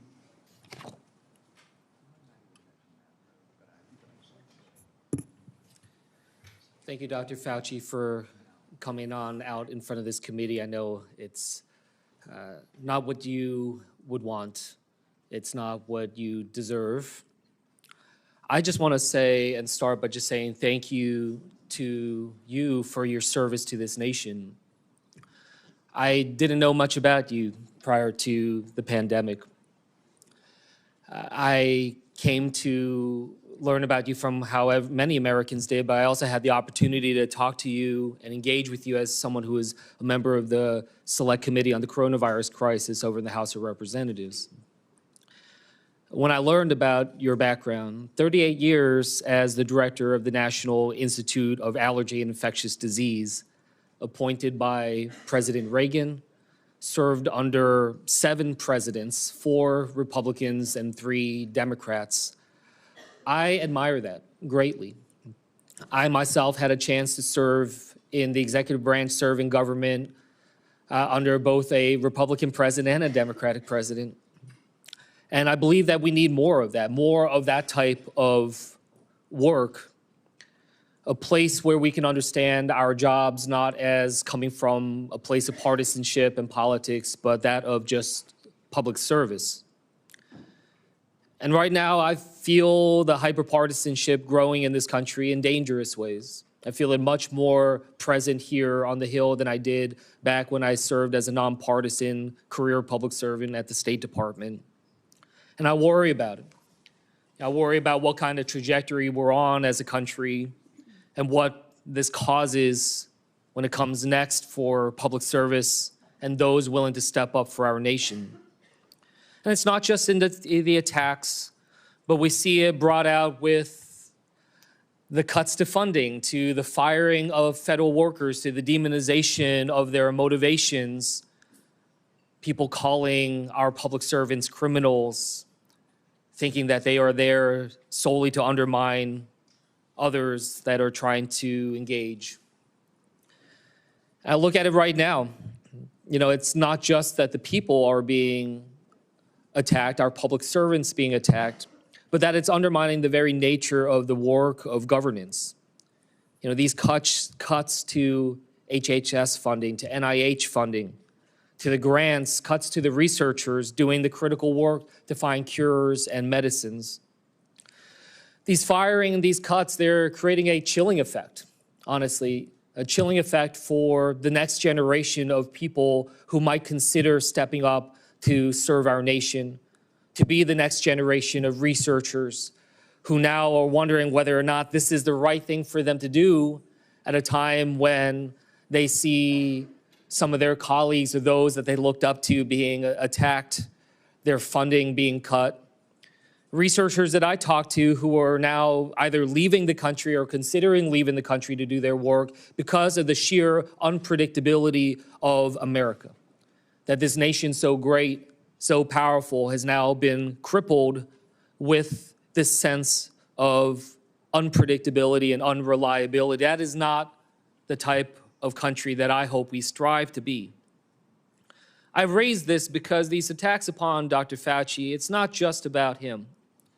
It's sending signals to others who are thinking about serving our country, our scientists, our doctors, our healthcare professionals, our researchers, trying to show to them that if you don't get in line with the politics, that you will also potentially be subject to attacks. And from the work that he has done, from HIV/AIDS to Ebola to COVID, you know, we've seen him try to engage in these crises. They're not easy, especially when it's a novel disease, when you don't know what comes next, a lot of unknowns, having to make decisions without the full breadth of knowledge we always wish we had in hindsight. But there is nothing perfect no perfect clarity when it comes to pandemics, when it comes to crises. I worked in national security and wars and crises. I made judgment calls, gave my best advice to generals, to ambassadors, even to a president. Did I get it all right? No. Did I do my best? I did everything I thought I could with the information that I had. The public servants, they do this work because they love this country and that they strive to improve it. It's not an easy job, but it is because there is so much at stake in our country. But these public servants do it because they are in the arena.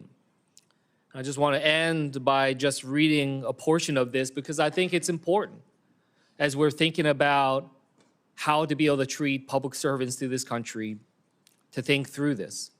And in the words of Teddy Roosevelt saying, it's not the critic who counts, not the man who points out how the strong man stumbles or where the doer of deeds could have done them better. The credit belongs to the man who is actually in the arena, whose face is marred by dust and sweat and blood, who strive valiantly, who errs but comes short again and again, who spends himself in a worthy cause, who at the best knows in the end the triumphs of high achievement, and who at the worst, if he fails, at least he fails while daring greatly, so that his place shall never be with those cold and timid souls who neither know victory nor defeat. Thank you for your service, Dr. Fauci. I yield back. Senator Alling. Thank you, Mr. Chairman. Well, nothing says honesty like taking the fifth, huh, Doc?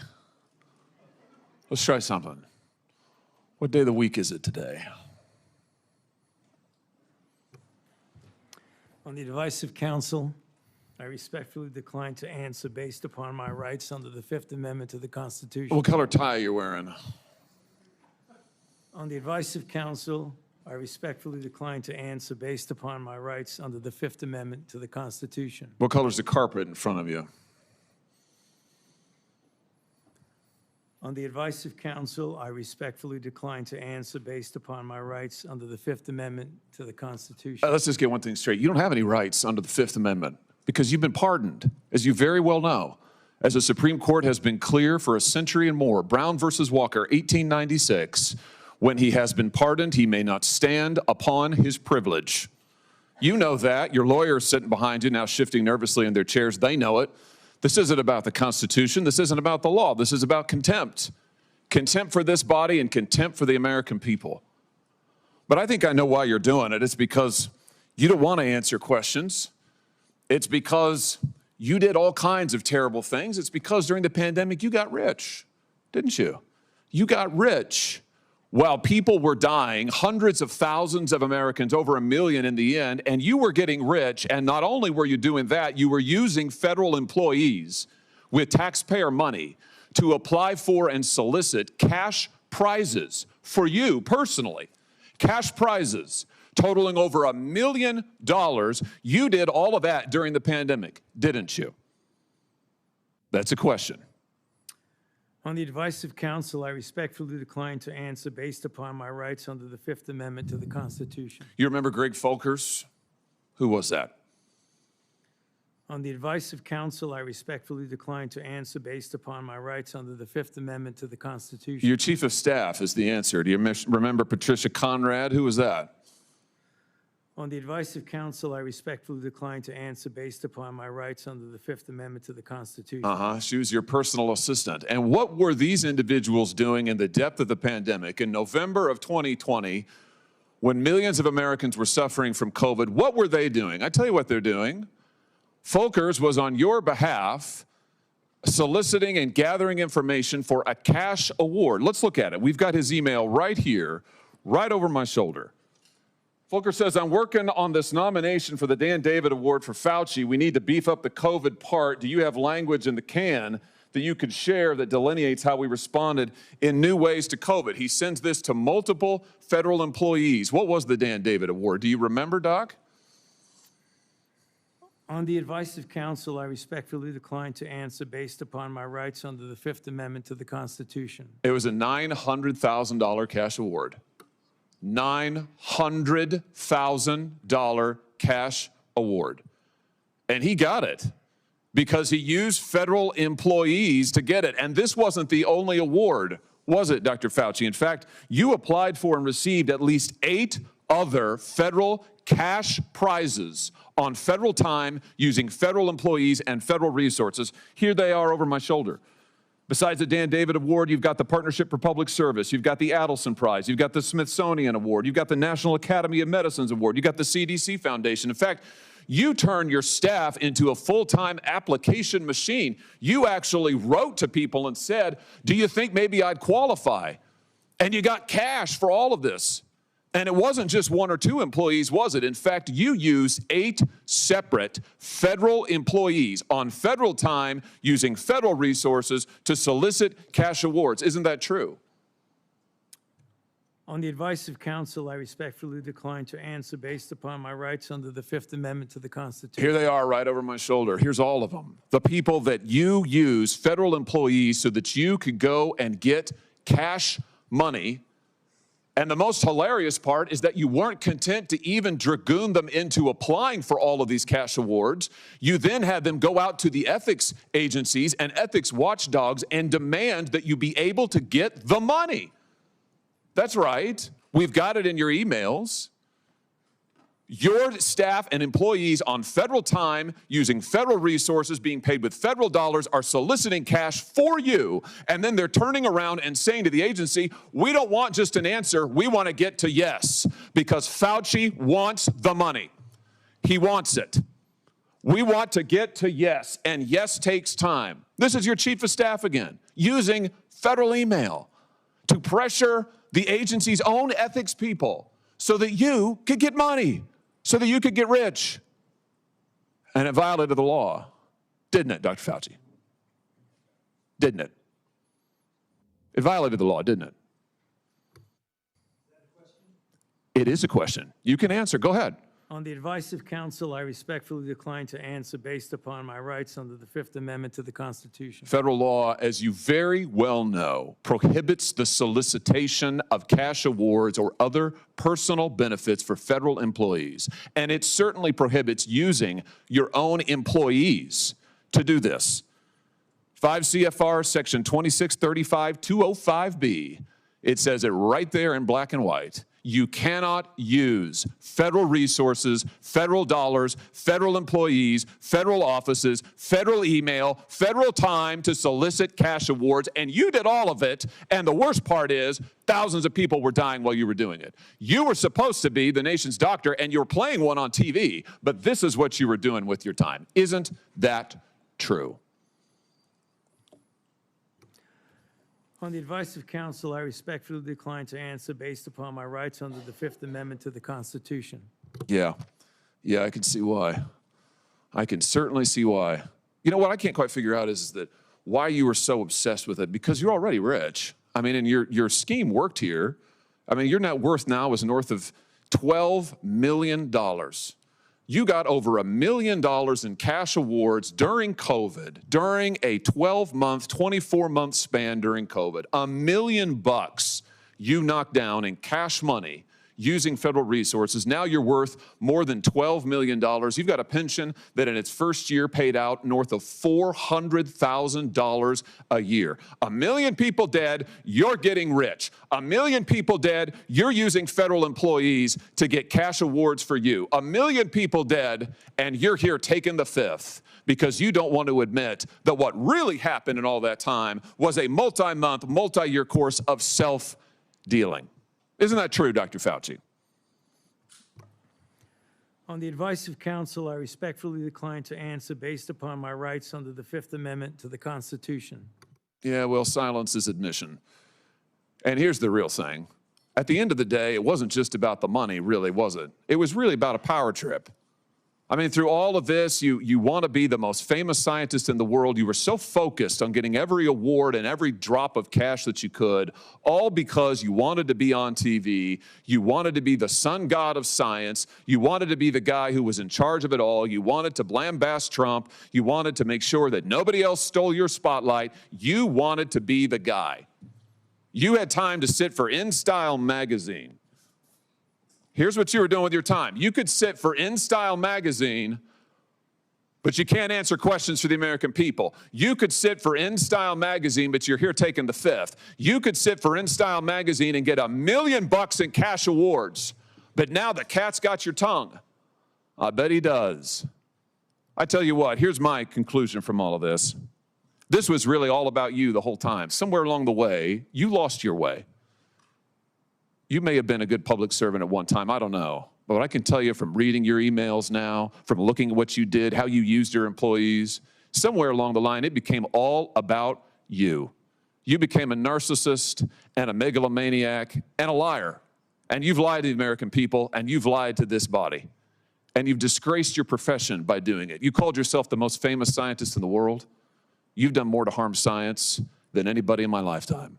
And I hope you'll go home and write that in your diary. Thank you, Mr. Chairman.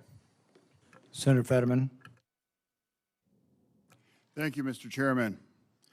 Dr. Fauci, I'm not here to perhaps attack you or defend or anything.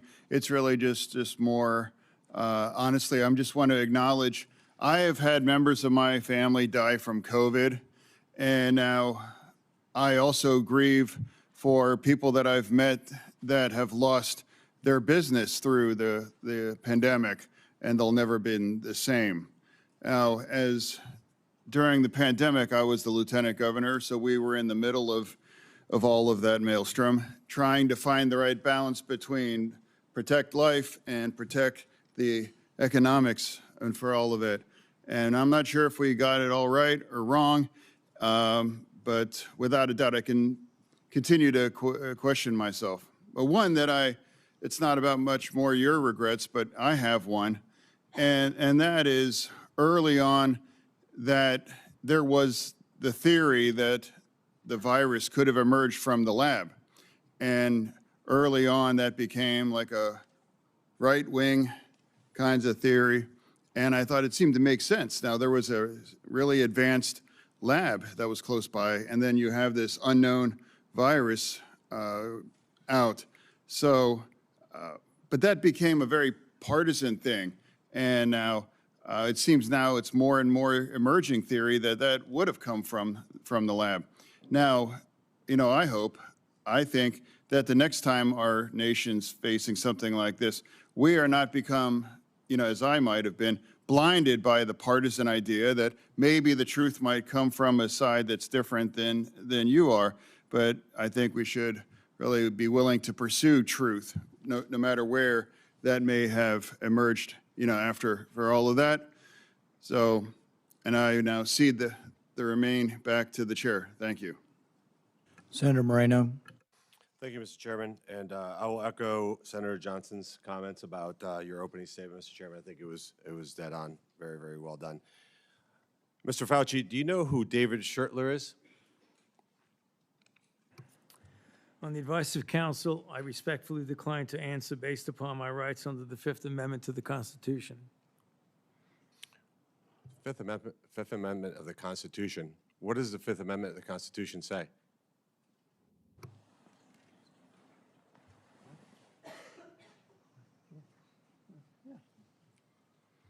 On the advice of counsel, I respectfully decline to answer based upon my rights under the Fifth Amendment of the Constitution. No, I'm just asking you what it says. On the advice of counsel, I respectfully decline to answer based upon my rights under the Fifth Amendment to the Constitution. I'm going to give the Constitution to my aide. He'll bring it over to you so you can have it for future reference. I think it's something that every American should know what the Constitution says. Do you know who wrote the Fifth Amendment? On the advice of counsel, I respectfully decline to answer based upon my rights under the Fifth Amendment of the Constitution. So you're invoking a right that you don't know who wrote it or what it says. Is that correct? On the advice of counsel, I respectfully decline to answer based upon my rights under the Fifth Amendment to the Constitution. Wow.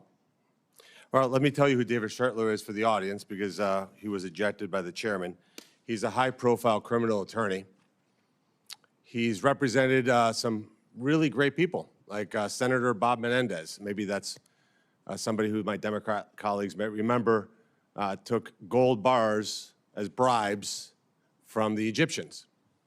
And there's an article here in the Washington Free Beacon that talks about why you would hire a guy like Dever Schertler, and the comment is, if you're in deep shit, that's who you call.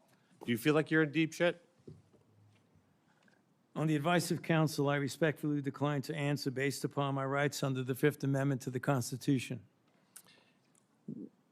Clearly, what you think today is that somehow you're above reproach. Somehow you feel like you don't need to be treated like a normal American. Can you do me a favor in the audience and stand up if during the time of the COVID pandemic, you were called a racist for calling the virus a Wuhan virus or the China virus? If you thought the 6-foot rule was total crap, if you thought the vaccine wasn't something that you should take, if you thought it was outrageous the way the mask policy was rolled out, if you were fired from your job for not taking that vaccine, including members of the military, if you thought closing schools was catastrophically stupid, and that you thought that during these times saying these things made you somehow a lesser human being. Dr. Fauci, can you just turn around and look at the people behind you? You're not willing to do that? That's not a question. It's not a question. To your lawyer, it's not a question. It's a request. All you have to do is look up from your lawyers and look at the people who were absolutely shamed for saying what we know now to be the truth. You can't even look at them? That's a question. Are you able to look at them? You can sit down in the audience.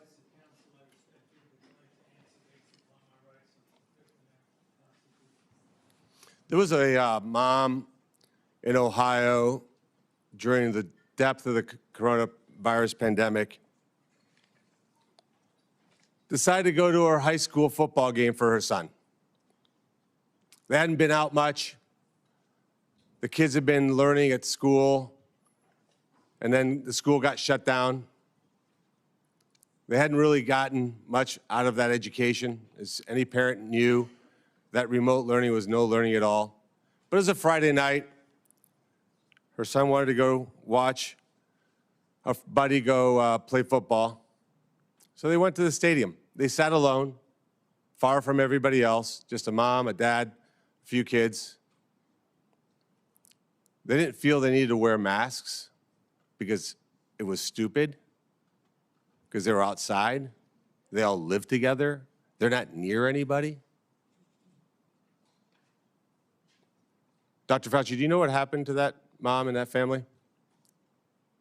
That's a question.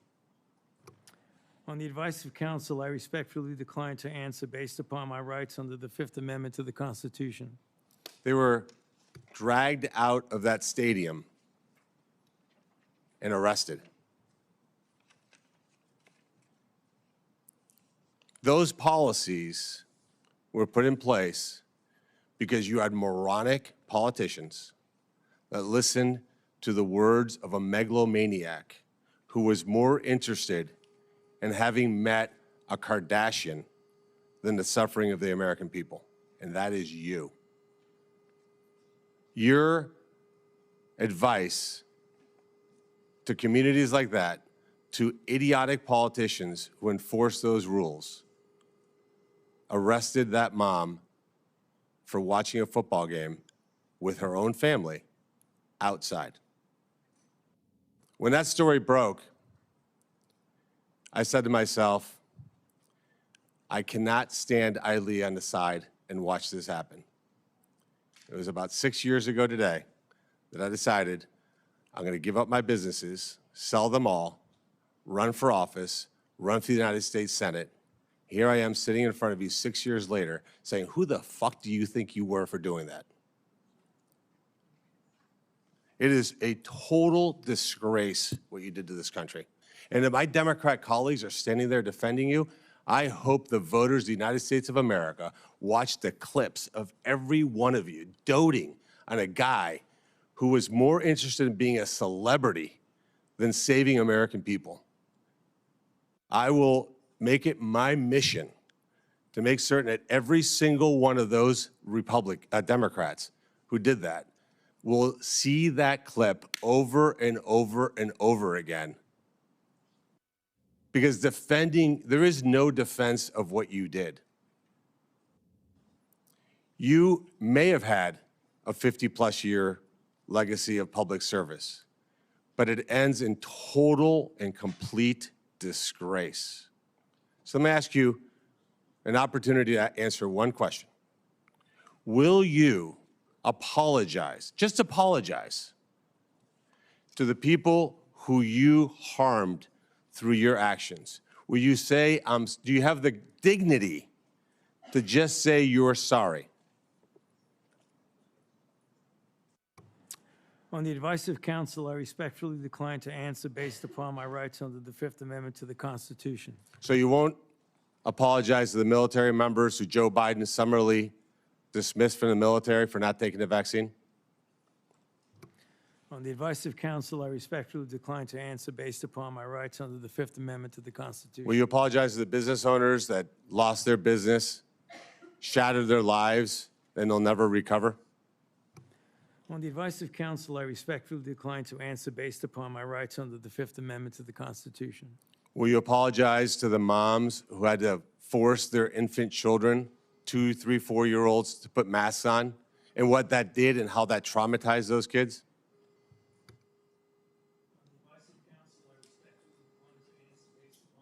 Under the Fifth Amendment to the Constitution. Will you apologize to the family members of the people who died because they took your advice and not only got the first vaccine, but the 5, 6 other boosters that they did not need?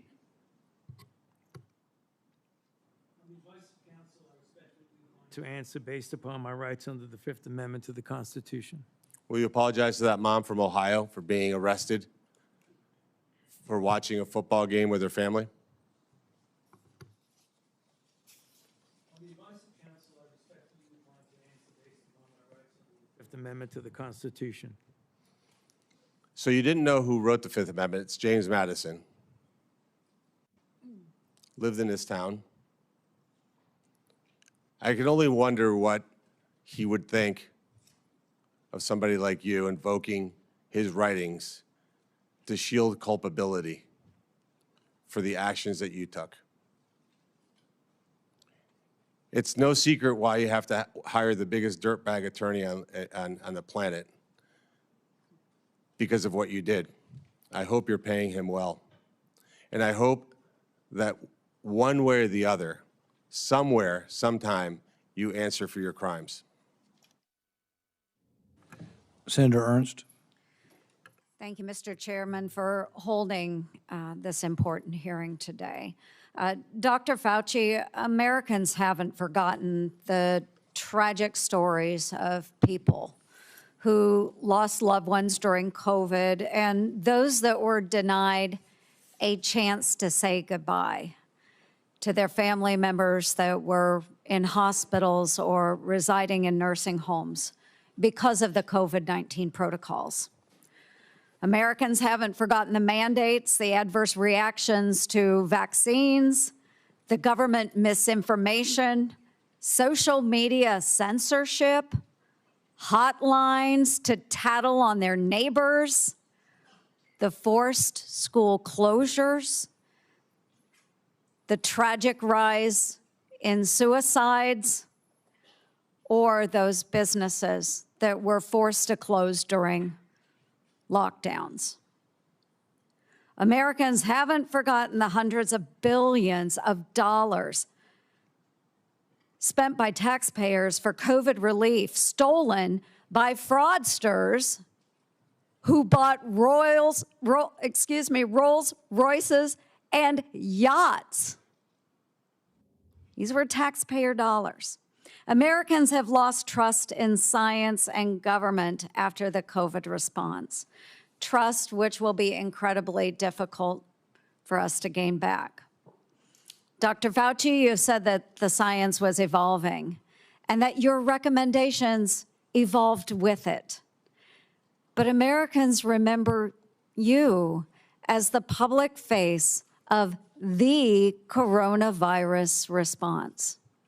As one of the nation's most trusted voices, you urged policies you said were absolutely necessary, even when those policies came at an enormous human and economic cost. And Americans deserve answers about reports that you may have worked with others to pressure the president into adopting the slow the spread strategy, and why you later sought an unconditional pardon for crimes you may have committed dating back to 2014. Dr. Fauci, in 2022, you had a taxpayer-funded salary of $480,000 a year. You were, in fact, the highest paid federal employee in the entire federal government, even making more than the NIH director and the President of the United States. According to now public documents, that was due in large part to your work on biodefense. Unreported is how NIAID spent over $1 billion from 2009 to 2026 in biodefense and influenza federal contracts and subcontracts. My office uncovered records on usaspending.gov that show from 2015 to 2020, NIAID paid out $515,418 in subcontracts to Harbin Veterinary Institute in Harbin, China, including $100,000 a few days after it opened a BSL-4 biolab in 2018. That very same institute was criticized for doing gain-of-function bird flu research in 2013. And yet you were funding them for years after that, sending U.S. taxpayer dollars to China.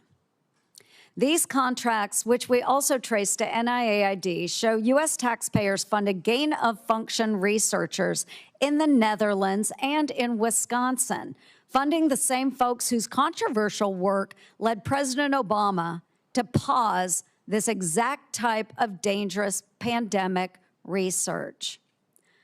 Dr. Fauci, did you know that the NIH's billion-dollar Sears contract programs were funding gain-of-function researchers in China, the U.S., and in the Netherlands?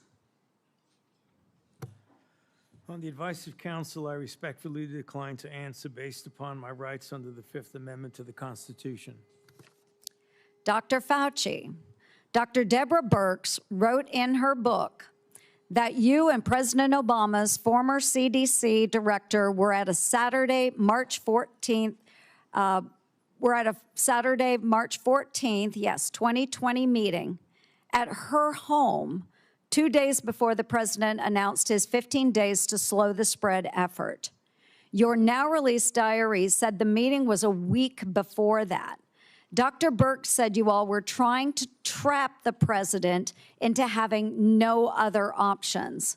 She wrote, your plan was to, quote, block any of the president's escape routes. So, quote, he'd have no choice but to agree to our flatten the curve measures. Yes or no, Dr. Fauci, did you try to block or trap President Trump into the slow the spread, flatten the curve measures in March 2020? On the advice of counsel, I respectfully decline to answer based upon my rights under the Fifth Amendment to the Constitution.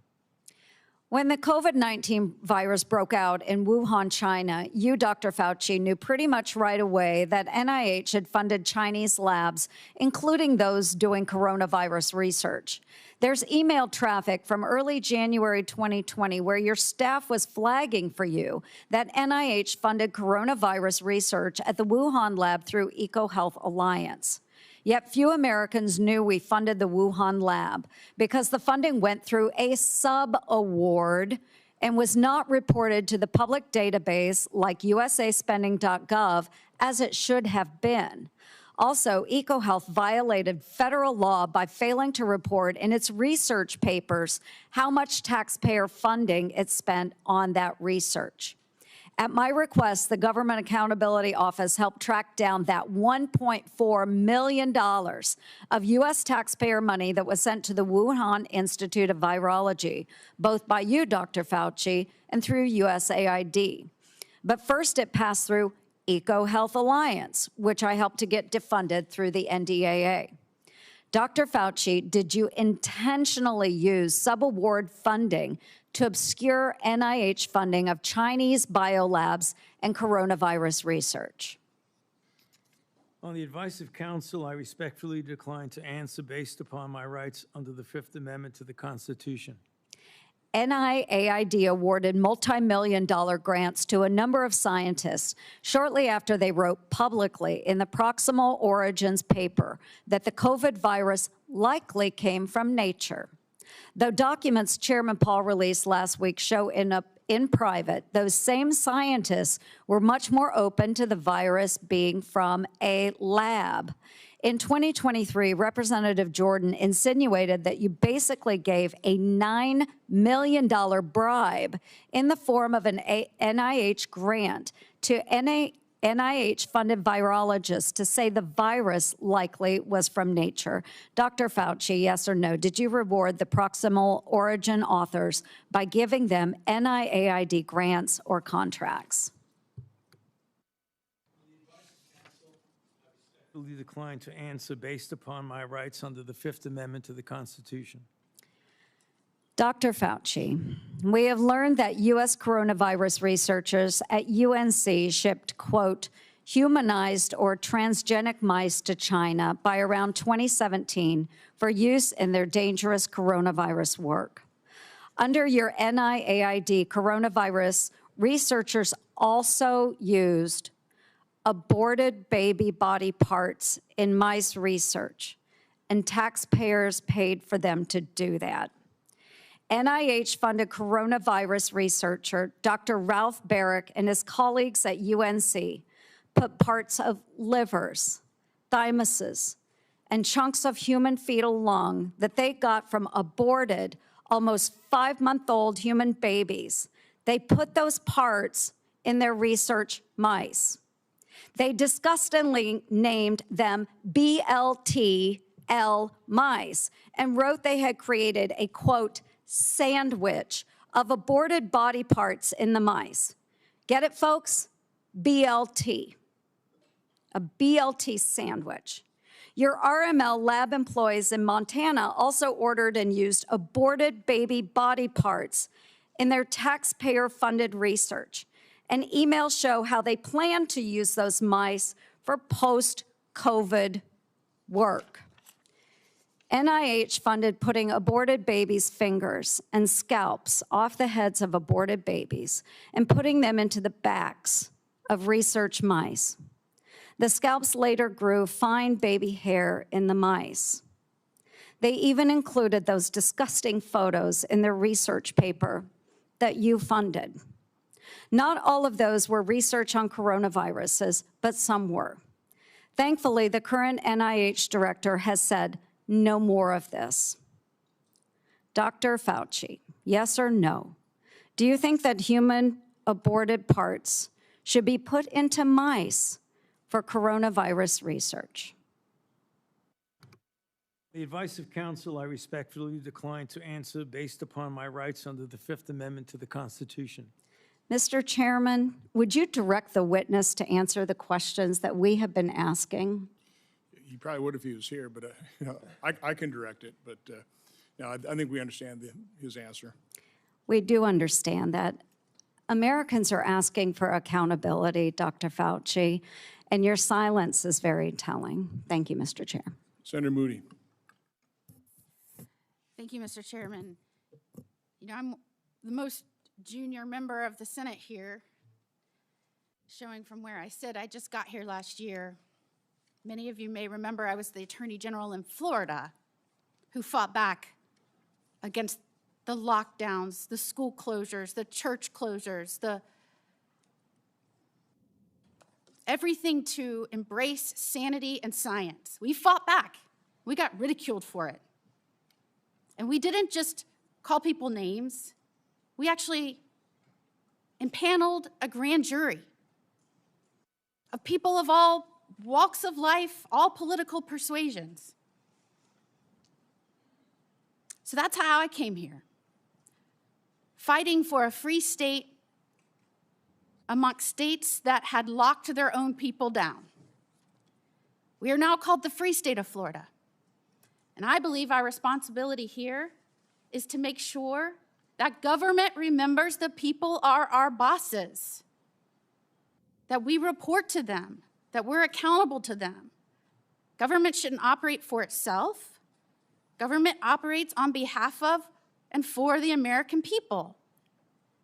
And anytime we get close to reporting back to our bosses about what government has done or how it's been abused or how individuals that are employed by the government had acted in their own self-interest or against the interests of the American people, every time we get close, if we start uncovering outrageous fraud, we'll have a hearing, and the tactics have been to not show up.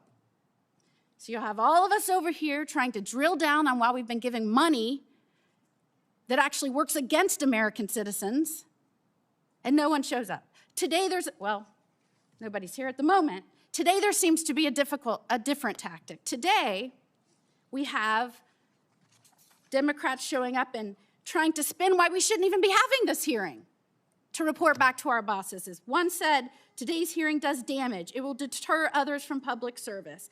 Another said, this hearing is designed to entrap you. Another said, one fell all over himself flattering you, thanking you for your service multiple times, quoting man in the arena. Another said that we are demeaning first responders, and today is a sad play in a repeated playbook, or we're going after one man. I mean, all of their time was used on why we should not be having the hearing to report back to our bosses and give the people accountability. So I would like to talk about that because I believe that the trust the American people place in our public health institutions and what happened to that trust during COVID is important.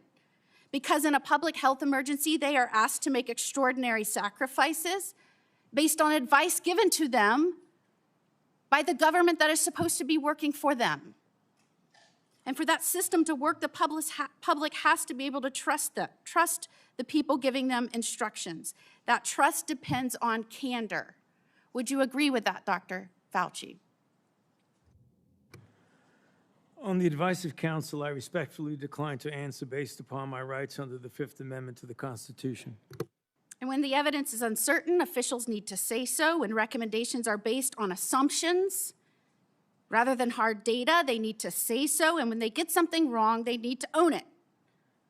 And when the trust is lost and the consequences extend far beyond any single pandemic, the next time public health officials genuinely need Americans to listen, millions of people may simply ignore them or not believe them. And Dr. Fauci, you were undeniably the face of the federal government's COVID response. You said so yourself in your diary. You said it's not hyperbole to say, I've become the most famous and talked about person in the country.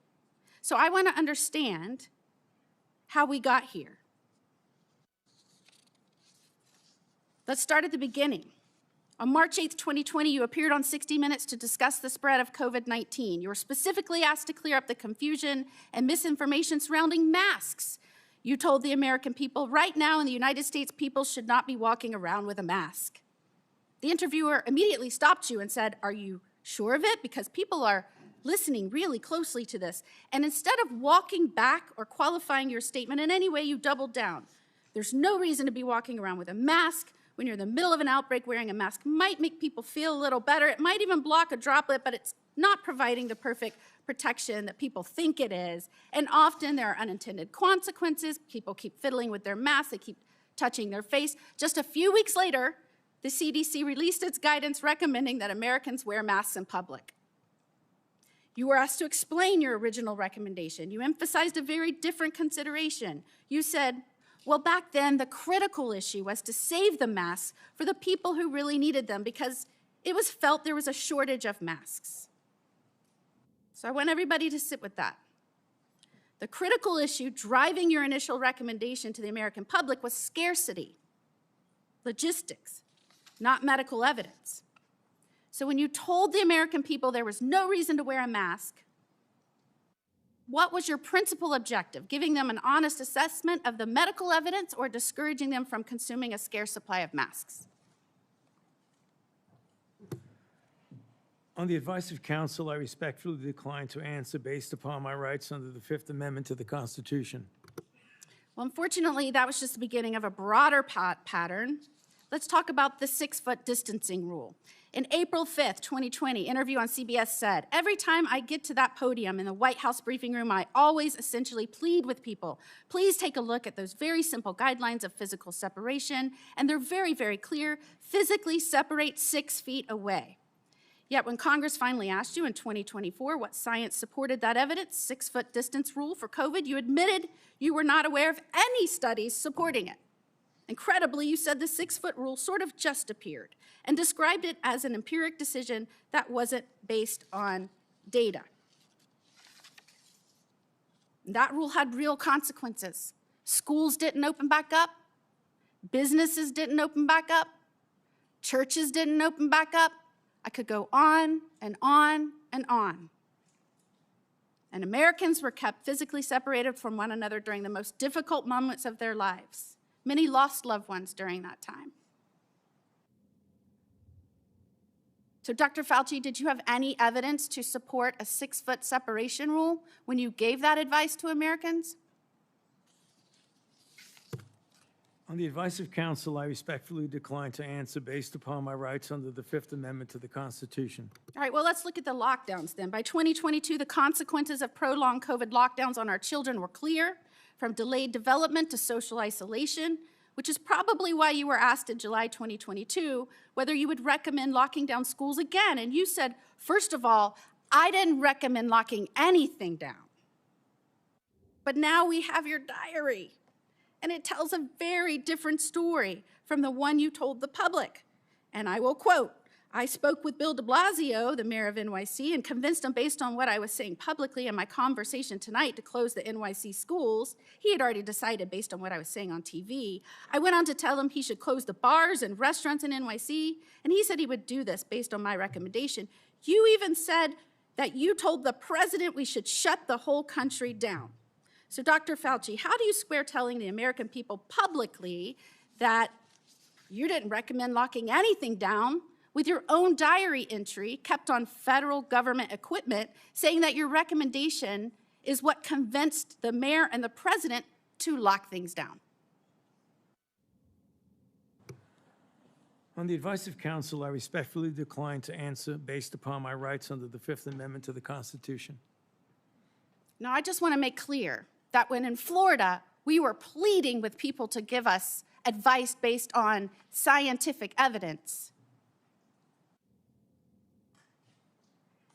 that we were getting these conflicting statements by you that didn't match scientific data. And in fact, when we impaneled a grand jury, the grand jury's conclusion, not surprising to anyone, and by the way, we're still the only state to have impaneled a grand jury. I was the only attorney general to do this. We did this in 2023. That conclusion was the lockdown, mask, and social distancing advice ministered by federal agencies and implemented by certain local, state, and federal agencies was not based on the best available scientific data. In fact, many recommendations and their accompanying mandates departed significantly from available research. Again, people from all walks of life, all political persuasions, that is what they found. And yet, during that time, while you were giving those statements, knowing there was no scientific basis for it, and we know now you knew it because we have your diary entries, you called the governor that I worked with to fight to keep Washington and D.C. out of our state so that we could indeed respect the rights of our citizens. You called our governor, Governor DeSantis, and I'm going to quote this so I get it right out of your journals, a total jerk, that he is a complete disgrace, that he is blocking local authorities from mandating masks in various locations, including schools, And you were very concerned and upset that we were actively, and I'm going to quote, criticizing you. And we talked virtually every day about being wrong on everything.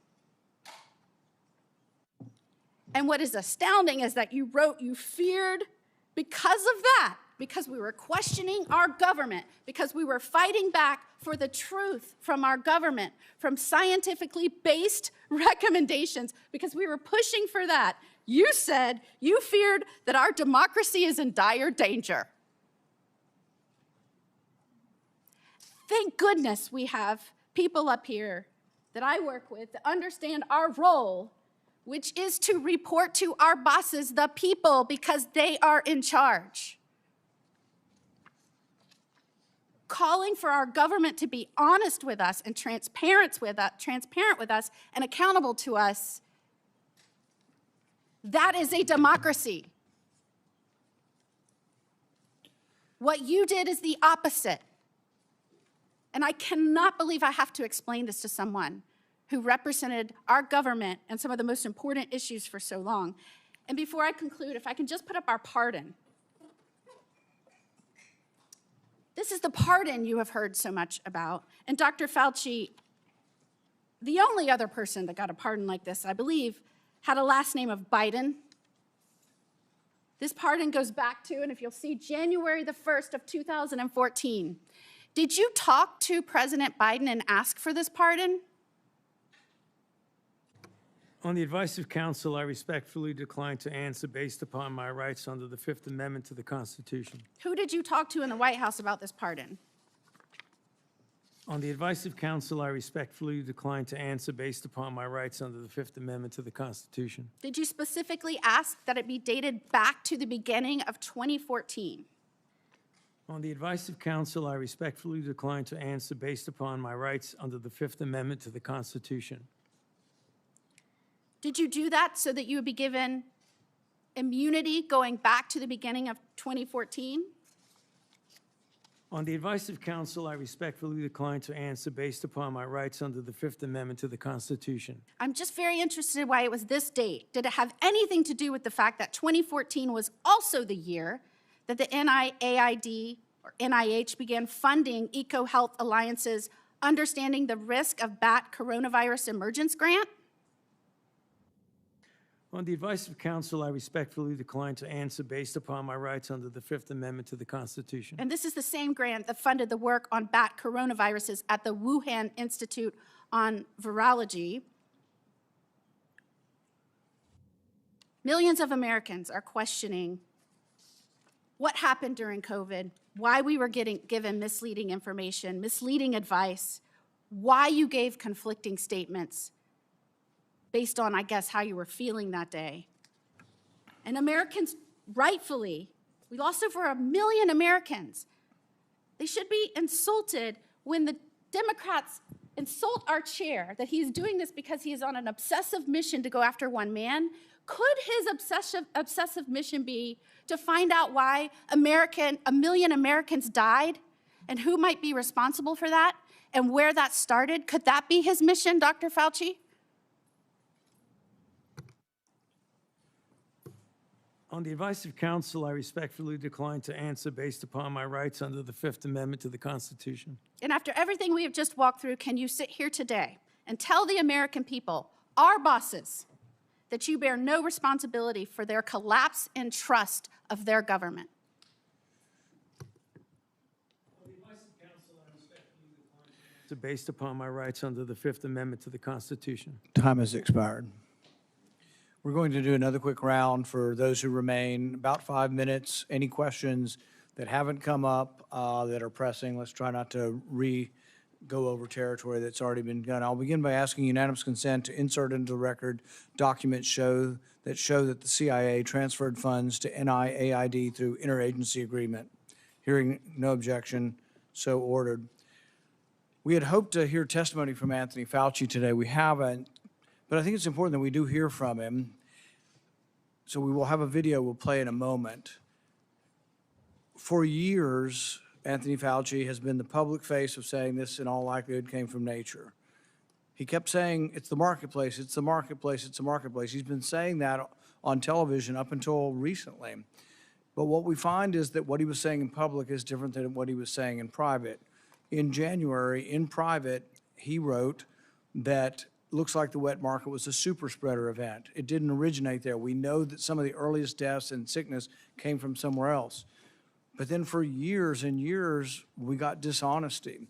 So let's play the video so we can see a little juxtaposition of the problem we're dealing with. Fauci's journal entries contradict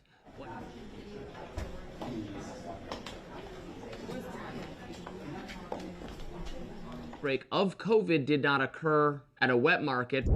Take a really good look at the animal-human interface and the fact that animals from the wild are being brought into wet markets. You have animals that come out of the wild that are sold at these open, what they call them, wet markets. Wet markets, where you bring animals in from the wild who have these viruses. The wet markets in Asia, where people bring animals from the forest into market. There are wet markets in Wuhan that are ample opportunity for a virus to jump from an animal. The origin was from a bat to an intermediate host to a human, very likely in a wet market. And those animals should not have been in the Wuhan market. They knew that those animals should not have been in the market, and they immediately cleaned out the market, put restrictions on the kinds of animals that come into these wet markets. I think they should shut down those things right away. I mean, it boggles my mind.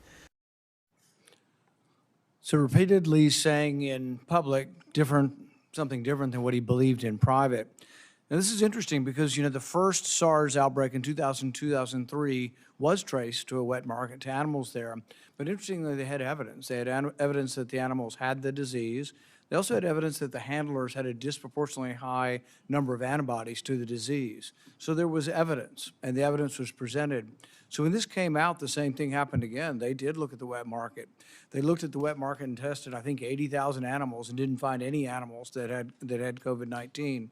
When they did find COVID-19 and trace samples there, they found that the DNA or the RNA was consistent with human spread. This was known not later on, didn't take years to develop, was known in January of 2020. And so Dr. Fauci says privately he knows it didn't come from the wet market, but as you saw, those were over a multi-year period. One of the other discussions I've had with Dr. Fauci over the years about natural immunity. So most infections, you get a degree of immunity, not perfect, some fairly perfect. Smallpox, you just don't get again. George Washington knew this. He had his wife get vaccinated, but he didn't because he'd already had smallpox. But there's one particular story that a man came up to me who'd lost his wife to COVID. He said, we all got it. We all got sick, and my wife ended up getting sick enough to go to the hospital. But we'd recovered 2 weeks. She was still alive. 2 to 3 weeks later, we'd all recovered, and they wouldn't let us be with her. And to this day, it's one of the saddest things. And it just, you know, I think all of us should think about this. They were not allowed to visit their mom. He wasn't allowed to visit his wife in the hospital. But based on this misunderstanding of natural immunity, that for some reason 2 weeks later they were a problem. But this was all promulgated by you. We had the workers in the the meat factories. They were essential. They had to keep working. Most of them got COVID. They got it in the first couple of weeks. Most of them were younger. The reassurance should have come from public health. The reassurance should have said, congratulations, you've recovered.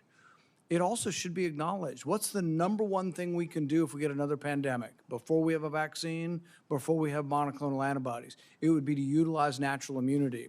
So instead of the advice you were giving to Cuomo and others in New York that led to the deaths of hundreds of thousands of people or tens of thousands of people, you could have been saying, well, maybe the nurses taking care of the elderly should be people who are 2 weeks out from COVID infection. We could have used natural immunity as somewhat of a block of protection. Imperfect, but the only protection we had and the only thing we could have done. Instead, the nursing homes were seated with people who had COVID. So I think the discussion of natural immunity is one where there wasn't sufficient honesty, humility, there wasn't enough presentation to encourage people. That was the only encouraging thing we had for a while is you've got it, you're very, very, if not impossible, close to impossible chance that you'll die if you get it again. Everybody could have been reassured. Nobody was reassured. It's like, well, we don't know. We just don't quite understand natural immunity. My favorite quote from that is from Martin Kulldorff from Harvard. You called him one of the people that you had to take down, the fringe epidemiologist, which I've never ever heard a scientist call another scientist that. But he jokingly said on Twitter, he said, yeah, we knew about natural immunity from 486 BC, from the time of the Athenian plague. We lost all knowledge of it in 2020. The good news is it's slowly coming back. 24 to 2025, we're beginning to understand what natural immunity is again. Not something perfect, but a useful tool that could have been used, but also something that could have helped people by telling the public, my goodness, you're not going to die now. You have a chance. If you've already had it and you're 85 years old and you're at risk for it, and you're wanting to feed your wife, and they're telling you to wear 4 masks and not be around your wife when you've already had it, it made no sense. I visited with a man whose mom was 83 and she was dying from COVID. They go to the hospital in Orange County. They won't admit her to the hospital till she's vaccinated because we have a policy that everybody in the hospital must be vaccinated. She's got COVID and they wanted to vaccinate her again. At one point in time, the CDC understood this. They told people, don't get vaccinated if you've had COVID within 3 months. Why? Because it may give you a heightened immune response when you've already got a heightened immune response. But giving a person very sick, and many of the people who died from COVID died from sort of this storm of response, this immune storm. The answer wouldn't be try to stir up their immune response more by giving them a vaccine. The answer was actually steroids. And good old-fashioned steroids, 37% reduction in death. It turned out to be way more valuable than remdesivir, way more valuable than any of the other treatments. But I don't remember ever hearing a complimentary word on natural immunity or steroids or anything else. And you know, I wish we could have done more today. I would have been willing to accept an apology today. I'm sorry I made mistakes. We all made mistakes. And, you know, at the time, I thought the gain of function research was, you know, the risks of it were worth the benefits. But I've reassessed since 15 million people died. People say, well, gosh, these things never happen. We know it happened in 1977. We know with 100% certainty a virus escaped. In 1977, there's something called the Russian flu. Nobody's exactly positive how it got out. But when they sequenced it, they found out that a flu in 1977 had exactly the same RNA as a 1954 one that they had in the lab and they had created a vaccine for.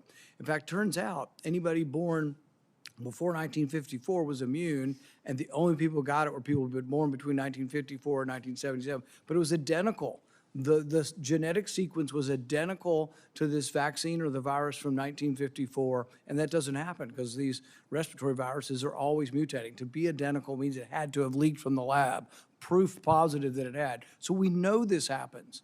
An author by the name of Young wrote a book and said there was 1,200 cases of significant accidents that have occurred. We knew all of this, and yet it was completely discounted because I think you were worried that if it was seen that you funded dangerous research that started the pandemic, you'd get blamed. And it was a concerted effort. It wasn't just you. Anybody associated with the funding decided we needed to protect ourselves. Senator Johnson. Thank you, Mr. Chairman. You mentioned that we lost knowledge of natural immunity. I didn't. Dr. Fauci did.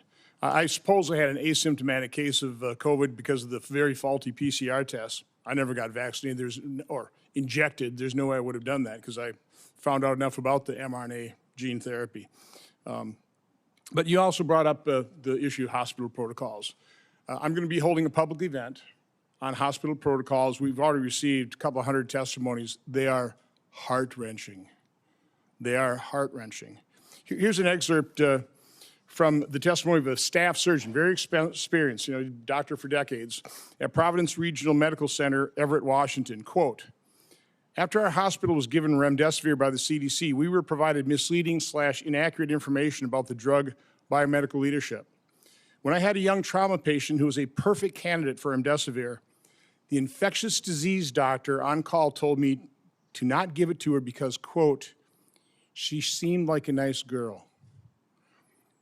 He concludes it was known early the remdesivir kills. As I said, nurses referred to it as run, death is near. So again, I've always been, because it never made sense to me that we put all of our eggs in the experimental gene therapy. If you knew anything about it, you would have avoided it like a plague. And we sabotaged early treatment. But the only treatment we really approved, monoclonal antibodies, which I think basically worked pretty well, but those weren't particularly available. They were denied an awful lot of patients. It was all remdesivir. based on a study that the NIH changed the endpoint from mortality, because it had no impact on mortality, to days of recovery.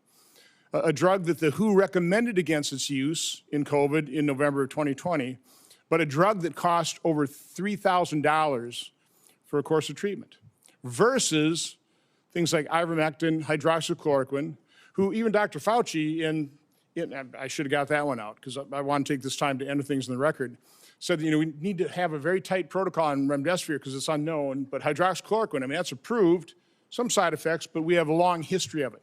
Let's put up my latest chart. Again, I was tracking adverse events on the experimental injection, but I use this chart as a comparison. So you've got ivermectin, hydroxychloroquine. These are average, again, VAERS doesn't improve causation, but you know, there's correlation. It's there for a safety signal. So ivermectin, over 30 years of FDA reports, 17 deaths per year. Hydroxychloroquine, over 38 years of reporting, 142 deaths per year. Remdesivir, over 5.5 years, 546 deaths per year. The COVID injection, almost 7,000 deaths per year. Which is safest? What did the FDA freak us out about ivermectin, hydroxychloroquine, when they turned a complete blind's eye toward the injection's injury? So I want to enter the quote from the surgeon. By the way, here's the answer. Cheryl Atkinson in an interview said that when it comes to money, we check financial ties among experts on the government panel devising coronavirus treatment guidelines, which had the effect of dialing back hydroxychloroquine use and giving an edge to remdesivir. We found the 11 members reporting links to a drug company, 9 of them named relationships to remdesivir's maker, Gilead. 7 more, including 2 of the committee leaders, have ties to Gilead beyond the 11 months they had to disclose. 2 were on Gilead's advisory board, others were paid consultants who received research support and honoraria. By the way, within the study, I think one of the study participants was an employee of Gilead. A bunch also had conflicts with Gilead. So, gee, I wonder why. You know, there are conflicts of interest. Gilead made billions of dollars off of remdesivir and people died. In terms of ignoring safety signals, you can probably put that down now. This has come to light. This is Dr. Drew Weissman, who got the Nobel Prize for the mRNA platform. He wrote to Dr. Fauci on February 8th of 2020. Tony, I wanted to alert you to some new data we generated with our mRNA LNP vaccine. Now, it was a higher fold dose, but that mRNA LNP go to the placenta and fetus, measured by translation of the mRNA and cause of immune response in the amniotic fluid. So that same day, Dr. Fauci responds, it'd be interesting to see what human dose levels given intermuscular do. So about a month later, Dr. Weissman replies, he said, we still have some concerns over the data after they tested it at IM. Now, again, there's more documentation in terms of the FDA blew it off. It's like, don't worry about that. That was the whole thing. That's what Peter Marks did when he was shown that his algorithm was going to mask safety signals. The last thing I want to enter in the record here is, and I want to make the point, you know, why is this important? That they buried the treatment of severely injection injured. The fact that we haven't acknowledged these injection injuries, these people can't get treatment. They're being gaslit by their doctors. So it's all in your head. The rate of the injection injured of suicides is increasing because they've given up hope, because our medical establishment and federal health agencies completely failed them, failing to acknowledge it. So again, Dr. Nath was diagnosing and treating injection injured in March of 2021. This concerned people. So you had Dr. Walter Koroshitz, writes Dr. Fauci. One of the points he made, there's been a steady, slow stream of reports to me of post-vaccination neurological conditions. Dr. Nath has been collecting a bunch. He has reports sent out to publish. Well, that alarmed everybody. Boy, you can't let the public know what's actually happening. You can't actually let the public know what the science is showing. So on April 29th, a email from Francis Collins, head of NIH, to Dr. Koroshitz, says, I find this approach troubling and will have the main consequence of feeding vaccine hesitancy and social media overreaction. Then Dr. Lawrence Tabak writes to Francis Collins I don't understand why Walter does not shut this thing down. Why don't you shut down Dr. Nath, who's actually treating injection injured? Why? Because of vaccine hesitancy. And because we haven't acknowledged that, and the reason I've been advocating for this is because I know the injection injured.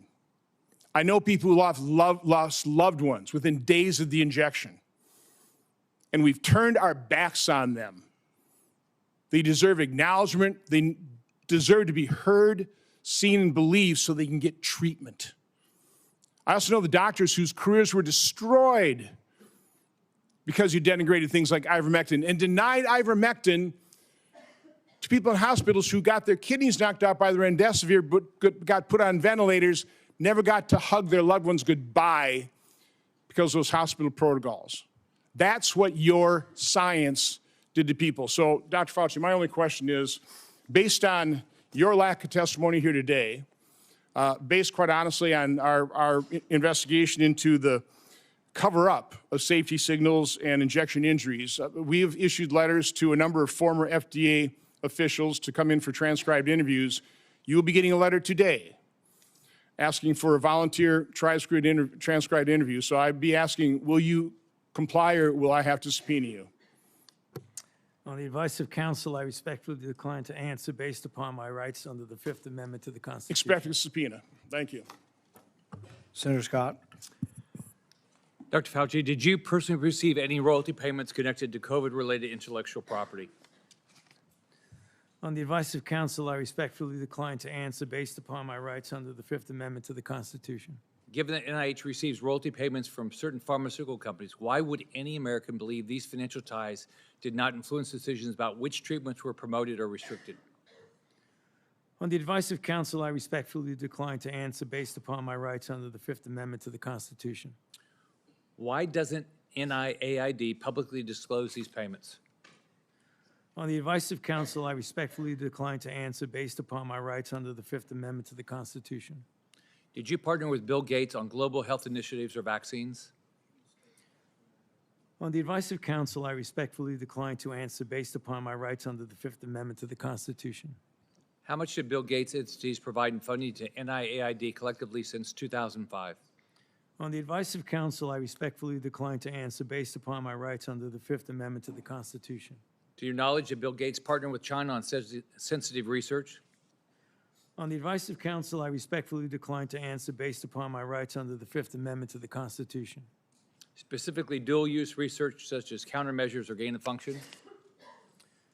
On the advice of counsel, I respectfully decline to answer based upon my rights under the Fifth Amendment to the Constitution.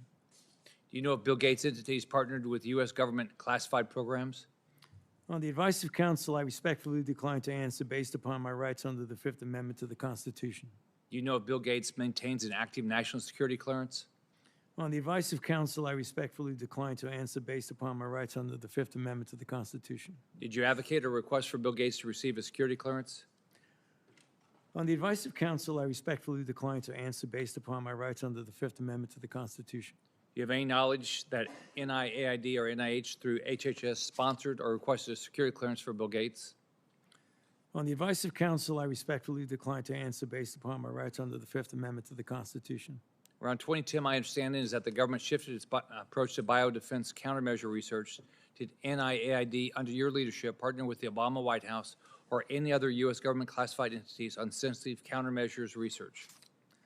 On the advice of counsel, I respectfully decline to answer based upon my rights under the Fifth Amendment to the Constitution. Did your office take steps to drive biological research investments? On the advice of counsel, I respectfully decline to answer based upon my rights under the Fifth Amendment to the Constitution. What was private industry's take on the type of research in the 2010 timeframe and before? On the advice of counsel, I respectfully decline to answer based upon my rights under the Fifth Amendment to the Constitution. Was it considered too dangerous to conduct and industry was hesitant to take this on and invest in? On the advice of counsel, I respectfully decline to answer based upon my rights under the Fifth Amendment to the Constitution. Why did you take steps to mature the government's approach to biodefense? On the advice of counsel, I respectfully decline to answer based upon my rights under the Fifth Amendment to the Constitution. Were there any specific lines of effort or actions you felt were needed during this time to improve the research, development, and fielding model? On the advice of counsel, I respectfully decline to answer based upon my rights under the Fifth Amendment to the Constitution. How was dual use and gain of function incorporated or accounted for in maturing biodefense countermeasures? On the advice of counsel, I respectfully decline to answer based upon my rights under the Fifth Amendment to the Constitution. Did you ever discuss moving gain of function countermeasures research out of government space to private industry space? On the advice of counsel, I respectfully decline to answer based upon my rights under the Fifth Amendment to the Constitution. How were these private organizations regulated through government oversight while conducting risky research, including gain of function or gene editing technology? On the advice of counsel, I respectfully decline to answer based upon my rights under the Fifth Amendment to the Constitution. Did the Obama White House or any government entities take steps to inject funding into private industry? On the advice of counsel, I respectfully decline to answer based upon my rights under the Fifth Amendment to the Constitution. How do you ensure that our national security and public health is protected when private organizations work with foreign countries of concern and have the no government oversight, such as the EcoHealth Alliance research grant you funded in a CCP military lab? On the advice of counsel, I respectfully decline to answer based upon my rights under the Fifth Amendment to the Constitution. Given the culture of the pay to play at NIAID, did you or anyone acting on your behalf make any payment or enter any arrangement in any way or fashion to secure influence the broad pardon you received from President Biden? On the advice of counsel, I respectfully decline to answer based upon my rights under the Fifth Amendment to the Constitution. Thank you, Mr. Chairman. I'd like to ask unanimous consent to enter into the record a letter from the Department of Energy that confirms during Anthony Fauci's tenure that Bill Gates was given Q security clearance from 2014 to 2021. Without objection, that will be entered into the record. I'd also ask unanimous consent to enter into the record the contents of the folder of authorities provided to Dr. Fauci, including the pardon.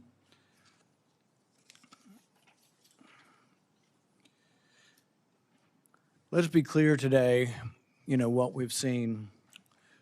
I really did want to hear from Dr. Fauci. I wanted to hear perhaps an apology, perhaps some semblance of being sorry for what happened or that judgment errors were made. We didn't hear any of that. But he was subpoenaed here to testify, refused to answer any questions, even after being directed by the chair and being advised of the law requiring him to do so. He has cited a privilege that is unsupported because of his blanket pardon and because he waived the privilege by testifying at the start.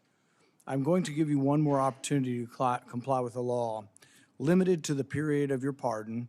At any point between January 1st, 2014 and January 19th, 2025, did you destroy any federal record or tell anyone else to?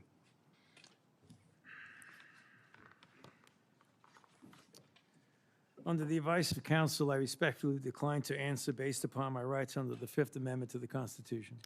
Given that you have a unlimited presidential pardon, what is your specific objection that you are making? On the advice of counsel, I respectfully decline to answer based upon my rights under the Fifth Amendment to the Constitution. My question was limited to the period of your pardon only. I find your objection unsupported and direct you to answer the question. On the advice of counsel, I respectfully decline to answer based upon my rights under the Fifth Amendment to the Constitution. Because you refused to answer, citing a privilege that is unsupported because of your pardon, and after being denied to do so, this committee has scheduled a vote next week on a resolution certifying your contempt. I think we have another question or two from Senator Langford. Mr. Chairman, really this is a question for you, and it's a question to try to figure out how do we get a good answer on this? Because clearly Dr. Fauci's attorneys are saying that he has a Fifth Amendment right. We've also subpoenaed him to be able to compel his testimony to be able to be here. I happen to be in the committee. We're also dealing with Lois Lerner.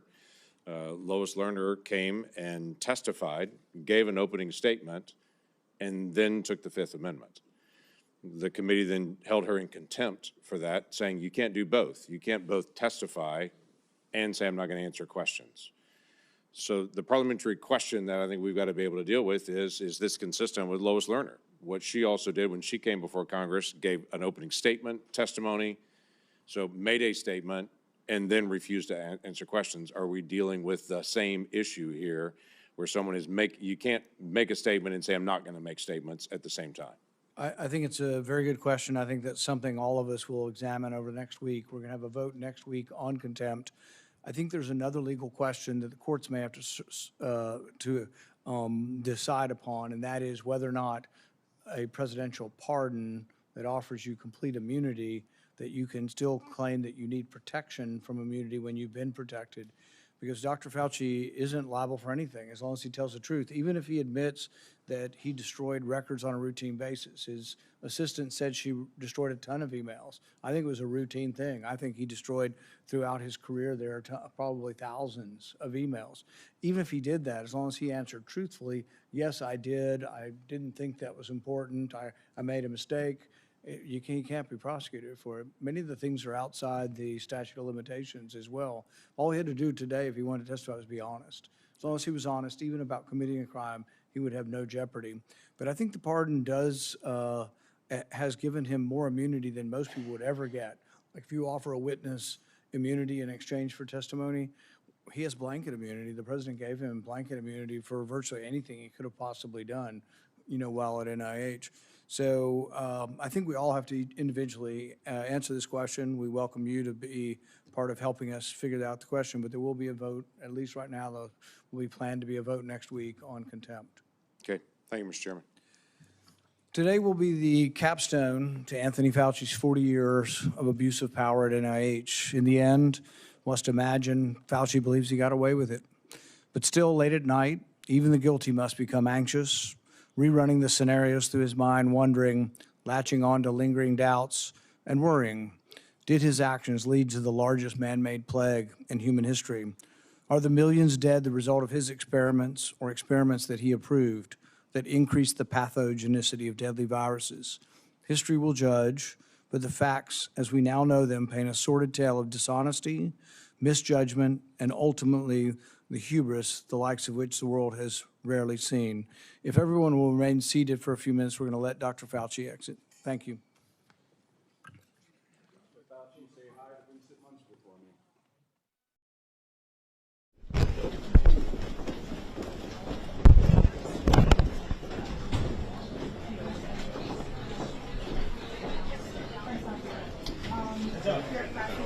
What's up, folks? Mr. Chairman, what did you mean by repercussions when you said that he would face repercussions for the incident?